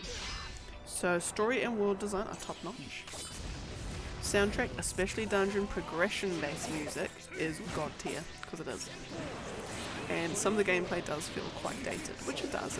It's very combat's not. You don't exactly have like melee combos. Melee combos aren't really a thing. I think like the most basic possible melee combo you can think of is what they got. Lovely. So then what else have we got? What's another game that I absolutely adore? God of War 2018. But first we've got Hanzo and Yunchoji. God of War 2018. Incredible story, gameplay, combat feels heavy, and axe mechanic is amazing. Area's not as aesthetically diverse as I would have liked. There's a lot of snow. A lot of slow and rocky mountains. I mean, the diversity of places that they've got in Ragnarok is like far exceeds what they had in the 2018 God of War. Oh, Ghost of Tsushima. Oh, that's a game. One of the most beautiful games I've ever played. A bit more enemy variation. Oh yeah, and when you're with Khotan Khan on the ship, probably should have needed to duel him rather than just fighting him on that ship boss on the ship battle that you do. I'm surprised that you didn't do a duel with him. That would be my only misgiven. Final Fantasy X, again, absolute masterclass in story writing, character design. Like, my god, it's unsurpassable. Like, I've literally said that. Like, my god, it's unsurpassable. And then unskippable cutscenes can get annoying if you keep dying to bosses, especially one that everyone will know and love, the Unaliska fight. And times you've heard Orin's speech. 7 remake, of course, because, you know, oh my god, that story was insane. Feels like a step down in terms of item, weapon, equipment, and summon variety. But as much as that's the thing, as much as I would have liked the variety, I think like the equipment stuff probably could have been a little bit better. I think I'm fine with the 6 weapons. I think in hindsight, I like what they did with the weapons in Cinereaper, that you only get 6 for each character, and you can basically, it's not a game where there's like obvious, like, oh, this sword is miles better than this one. They've all got their different uses. Like, if you want to do the Buster Sword the whole time, you can do the Buster Sword the whole time. But you're not disadvantaged at any point in time. It's all based on your playstyle. So I like that. Okay, what else have we got? Oh, Skyrim, because we all love a good Skyrim. So combat feels good. Seems like a slight step down from Oblivion in terms of variety of design and content. Yeah, I'll stick to. I'll definitely. That's one. That's something actually. Yeah. Oblivion just had this variety of locations and designs and everything, and that truly appreciated, where Skyrim's just snow on mountain. Oh, Dragon Quest 8. God tier. It's actually, yeah. Dragon Quest 8 is one of those few games where you're really excited to come to a new town. Like, oh my god, yes, it's a new town, let's go. Like, you feel excited. I think that's one of the things that the Dragon Quest series does so well. You're excited to get to new towns. Like, yes, a new place for me to explore. It's just like, I don't know, there's just this excitement. Now, this one is talking about the PS2 version, not the 3DS, in the sense that I've said random battles can get tiresome and often annoying at the wrong times. So, like, when your party's on its last legs and you're trying to escape from somewhere and you haven't got evac, and it just can get annoying and tedious.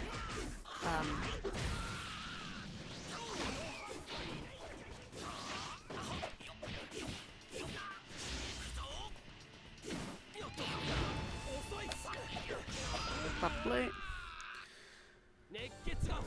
Okay, what else we got? Oh, Divinity Original Sin. Those are okay. If you haven't played any Divinity Original Sin games, go and play them. If top down, not necessarily CRPG. It's not as text heavy as a CRPG, but it's, you know, toned down CRPG. If you haven't played them, go and play them. Like, my god, they're incredible.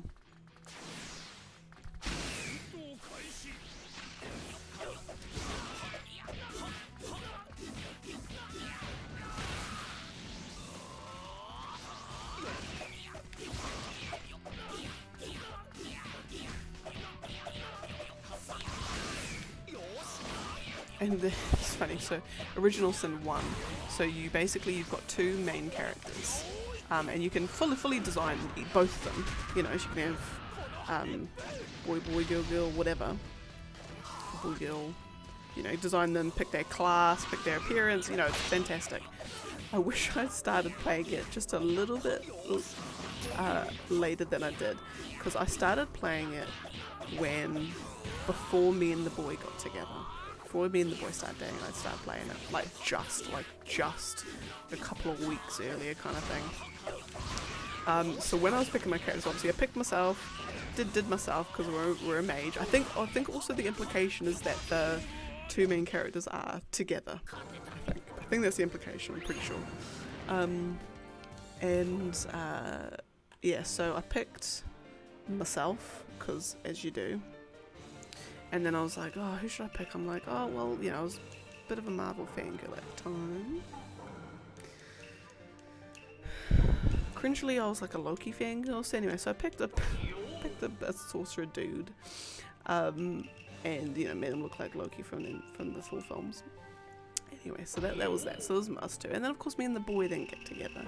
He's like, why have you picked that? Like, oh my god, seriously? I'm just like, yeah. But now I'm wishing that I just waited, because then I would have picked a warrior and made it look like a boy.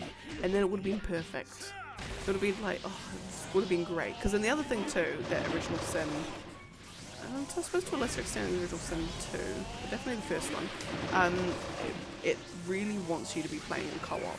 Because then the idea is that you've got your two characters, you know, it could be me and the boy playing it, you know, we're both doing our little things. It's like, it's a game that really would be real fun, real fun for two people. Because the other things you can do, because each character can work independently of each other. So if my character initiates a conversation with an NPC, the other character can just be wandering around doing their own thing. So you can use that to your advantage. You can have one character distract someone by talking to them, while the other person then goes and sneaks through. Like it's that kind of thing that you can start doing with it, and it would have been so fun to do with the boy. But it's also the sort of game that you're not usually into anyway. So he might not have even wanted to play it. But again, that's you know, until you ask. Oh, what have I said for the Zeldas? I mean, Breath of the Wild would have been an easy negative because of that bloody weapon durability. Like, my god, if Tears of the Kingdom doesn't fix the weapon durability, I swear to god. It'll be fine. Like, I'm not gonna at all. It's not gonna. Like, it never detracted from the experience at all. It just would have definitely been. Would have definitely been what? Would have definitely been.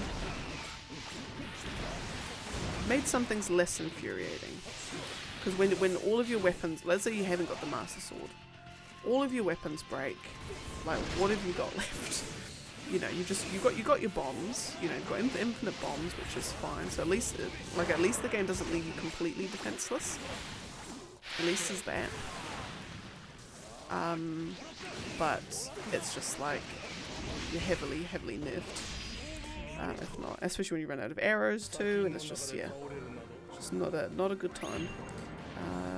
What have I got for? So that would have been the obvious detractor from the Zelda ones. We've got Jiraiya and Sasuke Orochi again.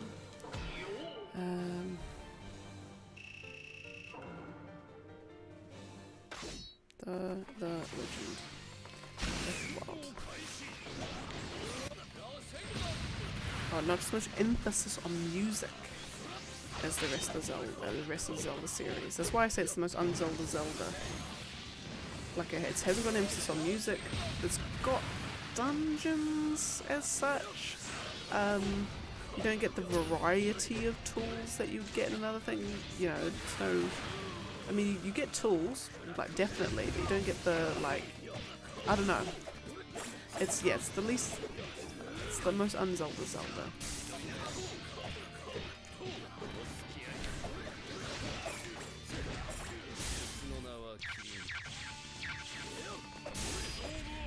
What else? Weapon durability is annoying. F the Guardians. There's nothing like turning the corner in those bloody labyrinths, and then the Party Guardian just around the corner and something wakes up and the music goes off and you're just like, oh my god, your heart just skips an absolute beat. This is that. What have I said for? Oh, Link's Awakening. And no, Ocarina of Time. The soundtrack is amazing. Temple designs are fantastic. Roaming around ocarina songs means you can still have fun wandering around doing nothing. At least because that was me. That was how I used to play when I was little. Is I would just I'll just go around and pretend I'm a Gerudo chief. I'll just hang around the Gerudo fortress doing stuff. That'd be me.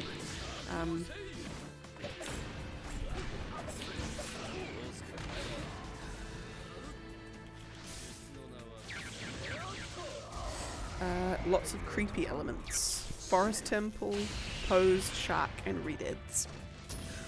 Like, as much as I love and adore Zelda as a franchise, it's got so many creepy stuff that creeps me out. Like the music especially, it's why I can't finish Majora's Mask. Everything about that game terrifies me. The music, the design, can't do it. Underwater stuff, underwater eels. Yeah, no, I'm good, thanks. I'd be good. Right, who we got now? Toby White and Hidan.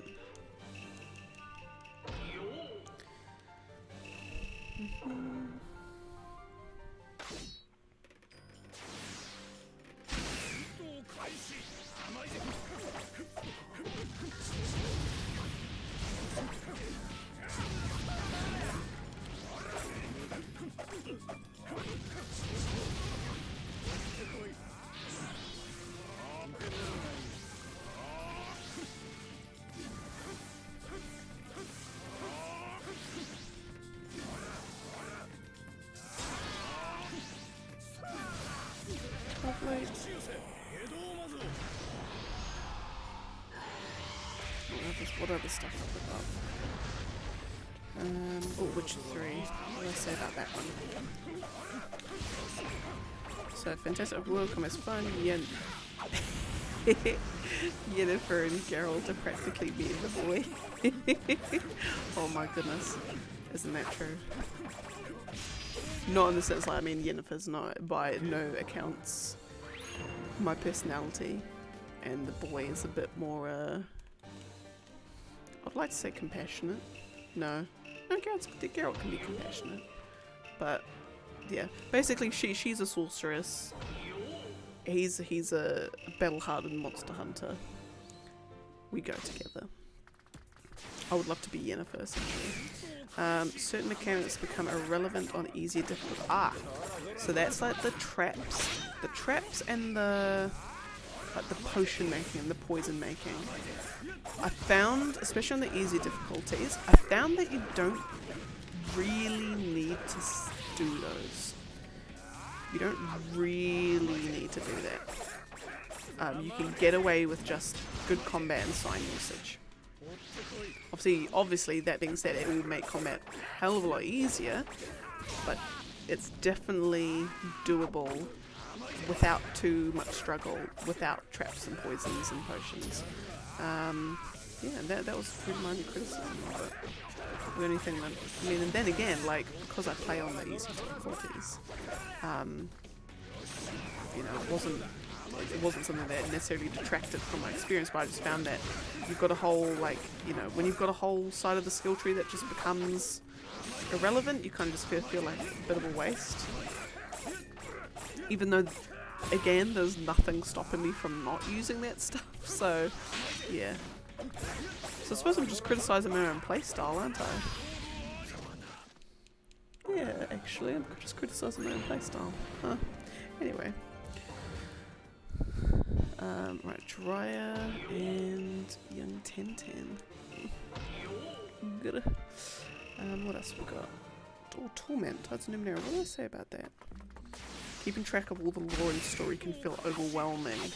Companions feel forgettable. Yeah, I can't remember anything. I can remember a lot of things about that game, but I can't remember the companions.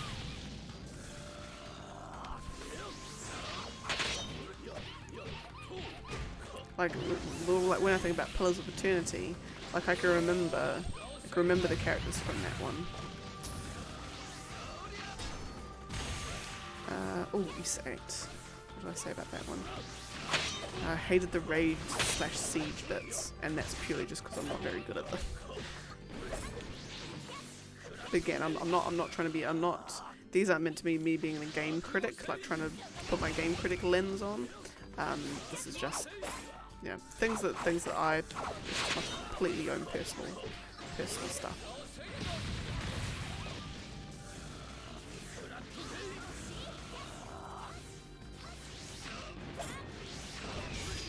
Lovely. Oh, Zero Escape. Oh, some of the medically stuff made me uncomfortable in the second Zero Escape game. Zero Time Dilemma. Animations were a bit jumpy. Delta Puzzle Solution is definitely one that, oh, that's right. So, if anyone who hasn't played them, they are fantastic games. If you love escape room games, and you Japanesey kind of intricate storylines, the Zero Escape games are fantastic. Like, my god. Like, I remember I had a DS emulator on the computer. I remember getting 9 hours, 9 persons, 9 doors. And it's like an escape room game, and I was like, oh, this is pretty cool. And then, you know, so I don't think I actually played it very much. I think because the emulator was a bit dodgy.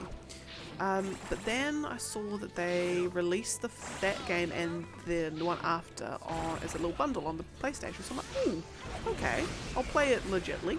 And I'll do that. And my god, you get to the end and you're like, oh my god, there's like branching timelines. There's a super cool overarching story. Like when you find out what's going on, it's cool. I'm like, oh, I love this. So I played the second game. I'm loving it even more. It's so intricate and it's just amazing. It's more escape room goodness. Oh, these characters are great. Anyway, and then you play the third game and it's again, it's just fantastic. It's just so good. I love it. But in that third game, there was a puzzle that you can, because there's lots of branching storylines and you make different choices, you pick different teams, and there's all like 10 different ways the story can go, and they've got a big map of them all, and you can kind of go back to certain points and do a different decision, so you can see how they all slot into each other, which also means that you can get to parts where you can't actually progress because you as a player need information that you could only have gotten from another branch. So there's locks and there's things, but you can never get yourself stuck by going down one path versus another. You will hit a roadblock and you just need information that you just don't yet have, which is fine. And then you just go back and just do that part again. And it's also, going back isn't tedious either. I think that's probably the big benefit of the game, is that it doesn't feel tedious to go and redo stuff. But anyway. But there's this, there's one puzzle that you hit a roadblock. Basically, you're with a group of people and you have to try and figure out a password, like a 5-letter password to something. And, like, it could be bloody anything. So I've got no idea what the hell it could be. To that point in time, you're like, I've got no idea. And then I don't think it's also, I'm pretty sure if I remember correctly, it's not actually given to you anywhere else either. So there's nothing that will explicitly tell you the password thing is this. Or is it like or it does give you a clue. So like it's someone in the group. And so you're putting in everyone's names and you're like, I put in everyone's names, what the hell? There isn't anyone else in the group. And then you realise that I can't remember how I worked it out, but it took forever. But you realise that, and it's really cool as well, is that, so there's like, I think there's a group of 3, I think there's 3 of them in the group, and it's really cool, because up until that point, you don't actually realise that there's a 4th person in the group, and the 4th person is the perspective of the camera is the point of view of the 4th person in the group, and you don't realise that.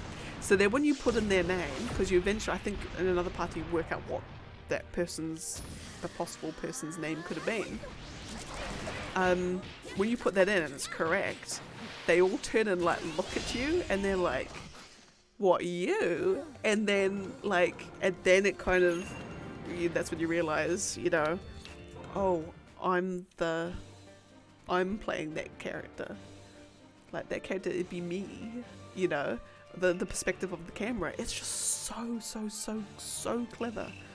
And then, you know, without saying, you know, specifics, it's like, and then you're just like, well, hang on, why were they not talking to me up until this point? Like, why did they not give away that there was someone else in the group? And then you figure out it's because of, like, you know, the kind of person you were, just how they physically looked, physically seemed. The other characters didn't think that it was like, they didn't think that it was, they were gonna be anything, or like they were kind of important in any way, or would have been able to contribute, or had some kind of other thing. Think, if you've seen Squid Game, think about what kind of stuff in terms of particular characters happens in that one that kind of you don't realise because of how they look. It's the same thing, same reason, I guess. I think. Yeah, so no, it's really clever, and also the branching storylines and the fact that, like, you as a player are getting information from other storylines to help you fill in other roadblocks.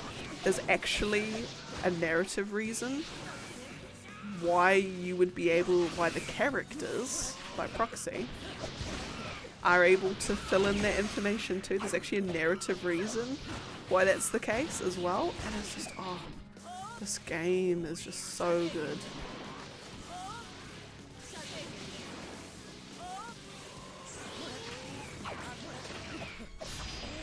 Lovely.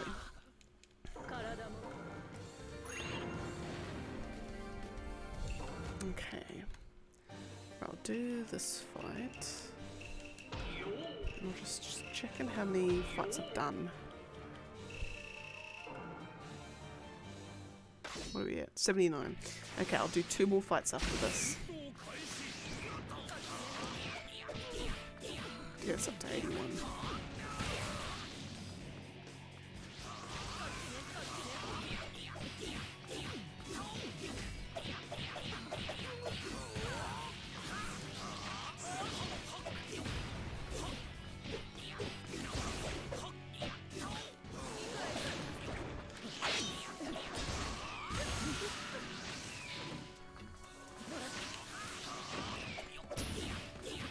So now, if you're a fan of mystery, puzzle, escape room, really cool, intricate but really cool storylines, play the Zero Escape games. I cannot recommend them enough. They are fantastic. They're not really, you're not really going to get a sense of what's truly going on until the very end, but they're good. Oh, they're so good. There'll be a lot of stuff, if you're trying to 100% them, there will be a lot of stuff that you'll have to re-see over and over again. You can skip through a whole bunch of things, like mega fast forward, but you'll end up seeing the same scene a few times. You just got to skip them to be able to get through to the next choice, to the choice with the branch that you need to take forward for that particular road. But cannot recommend enough.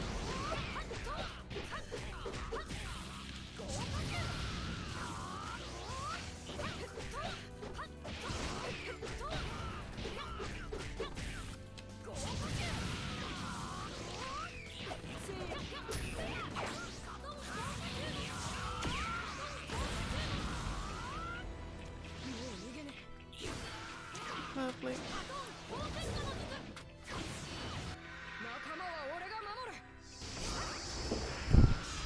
Bam. Okay, coming up to the last fight.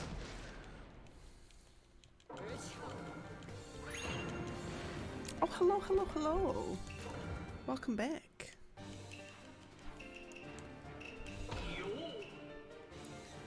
Who's I just playing as? Young Bito. Oh, I'm thinking I might actually do. Oh, Nah, I'll make actually the next two, the last fights. Thinking. I don't want to end on a Choji. We'll end on a young Sasuke instead. Rock Climber. Rock Hugger. Yeah.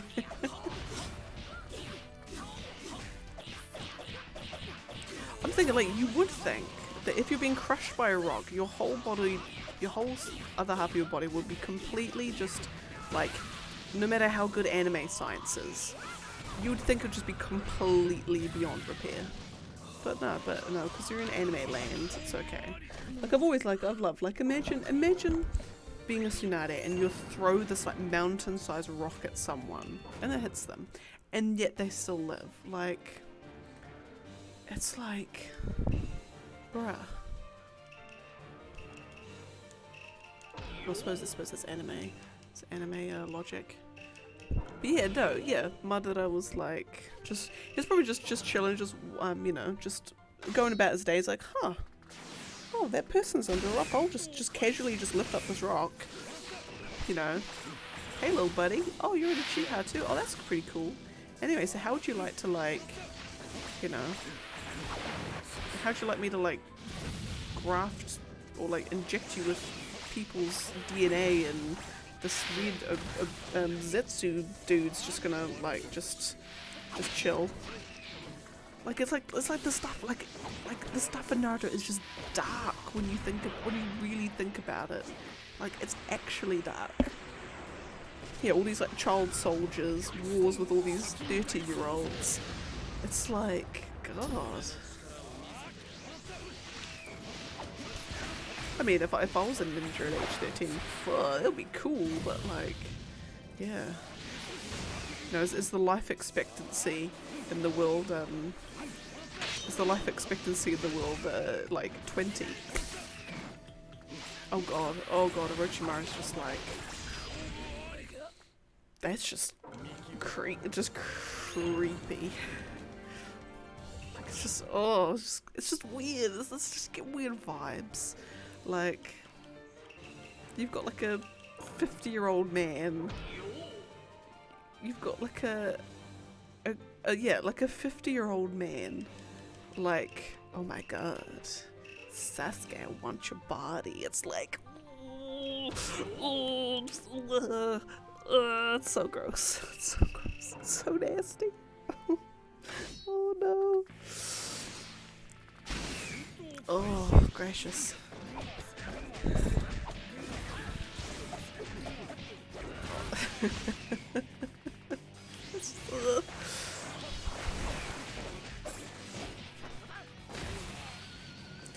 And it's like I know that he's like it's weird because like you know at the end of the day it's he's not saying like because he wants his body in that kind of way, but it's just like you know he just wants the Sharingan, but it's like, just say that I want the Sharingan, just don't say I want your body. It's like Orochimaru, like you need to pick your words better, my man.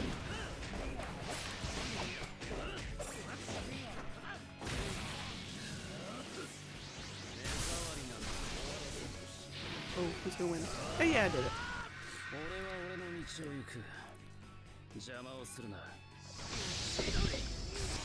But then again, I don't want to keep saying it's Japan, but it's Japan.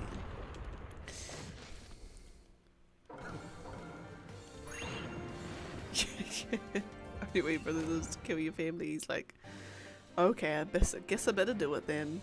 You know, I love this village so much that I'll be willing to kill my mum, my dad, and everyone that I dearly love, except my little brother. Like, I won't kill my little brother. That's my only compromise. I'll kill literally 1,000 people, but as long as my little brother's alive, then that's okay. Just, yeah.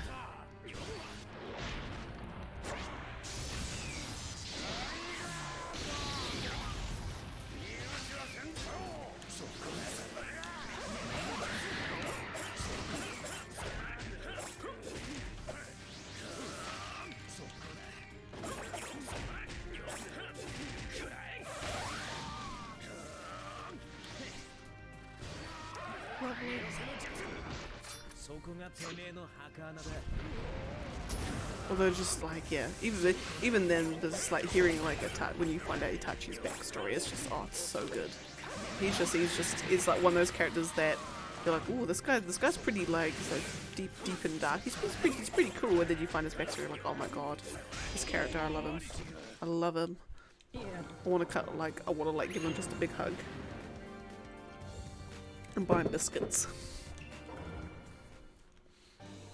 Okay. Do lightning strike and Shikamaru. I'll make this the last fight of the day.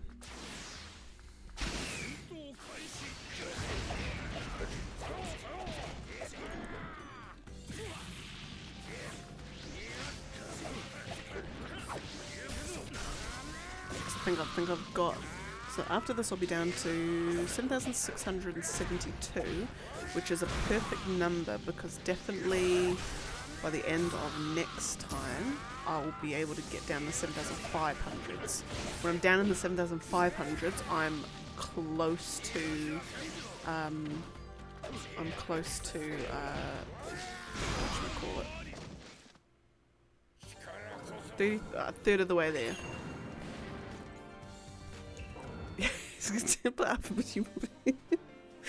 Yeah, it's just like, and it's weird too because, like, I think I'm reading somewhere that I can't remember if it was like someone's theory or whether it's like confirmed, but it was like they were saying that the reason why the village was scared of Naruto was not because they knew he had the nine tails in him. Like, people didn't know he had the nine tails in him. They were just scared because, okay, this big demons attacked the village. Kushina and Minato are now dead. And yet this kid's here. He's just chilling. Like, and then rather than taking him in and being like, oh my god, like, you know, are you okay? Like, they kind of just, it's almost like a resentment to him. Like, Minato, our beloved Hokage, has died. And Kushina, who we loved, has died. And, like, you're here. Like, bring your parents back, bruh. Like, give us your mum and dad back. We don't want you. Like, it's weird. Like, no one actually knew he had the nine tails. Which I think, yeah, it's just, but then, because I always think about it, I'm like, well, Naruto was a baby, like, and a toddler, is he living by him, like, how is he looking after himself? When you get to the Ninja Academy, who's looking after him? Who's changing his nappies, and who's feeding him, and who's giving him, like, are all the elders in the village just checking in on him? Like, did Iruka and Iruka's missus? Like, how is that possible? How did he get from baby to 5 years old without, like, supposedly anyone to look after him? Like, how is that possible? He can't feed himself. Or is he just living in his S word the whole time? Like, it's weird. It's just something I've never been able to work out properly. But then again, it's one of those things, like, just don't think about it too much. Just... it is what it is.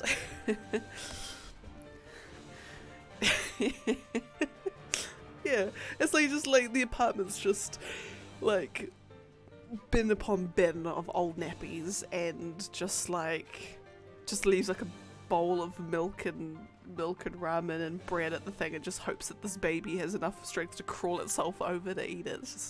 It's weird. It's just weird. Anyway. Yeah. It's yeah, it's one of those things that you don't think about too much. Oh yeah. Yeah. No, that should have been. I think like, yeah. Iruka's like I get Iruka from just all the way back right to the OG thing, but like Jiraiya, I'm assuming you're talking about Jiraiya. Like that relationship was better. Like Iruka was just telling him off. Iruka was just telling him off the whole time. But I can like it's kind of like you know, you have that once you get out of school, you know, you're talking to your old teachers and you kind of are more on a equal level sort of thing. But yeah. But so I get that with Iruka, but nah, yeah, Jiraiya should have been. Oh, Jiraiya. R.I.P. Rest in peace at the bottom of the sea, or wherever the rain village was. Oh my goodness. Yes. Oh. Oh. Someone needs to like do like a fan animation of it. Oh, that would be amazing. And Neji should have been there. Neji should have been there for Hinata. Oh my goodness, the things that were, things that should have been. But yeah, but anyway, I'll have to call it Stickman.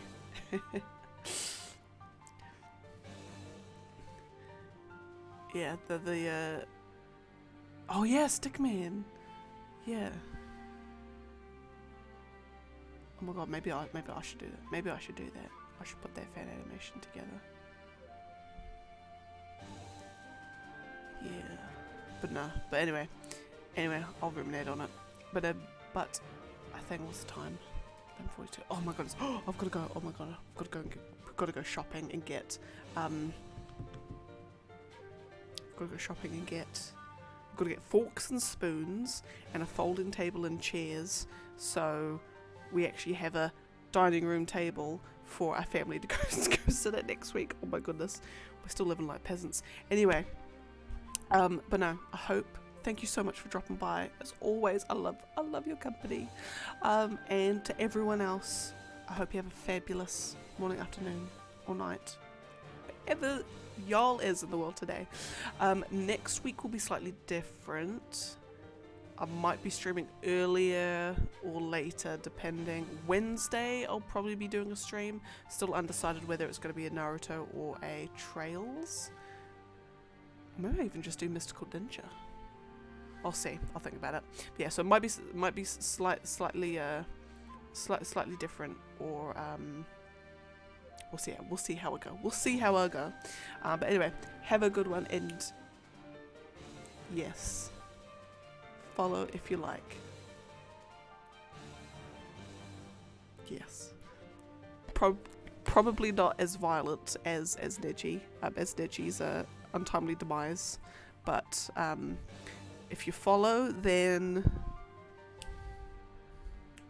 I need to try and think of an incentive. If you follow, then I'll think of something. I'll send you like biscuits or something, or ice cream. Anyway, I'll call it a day there. Have a great one, and I'll catch you all in the next one, and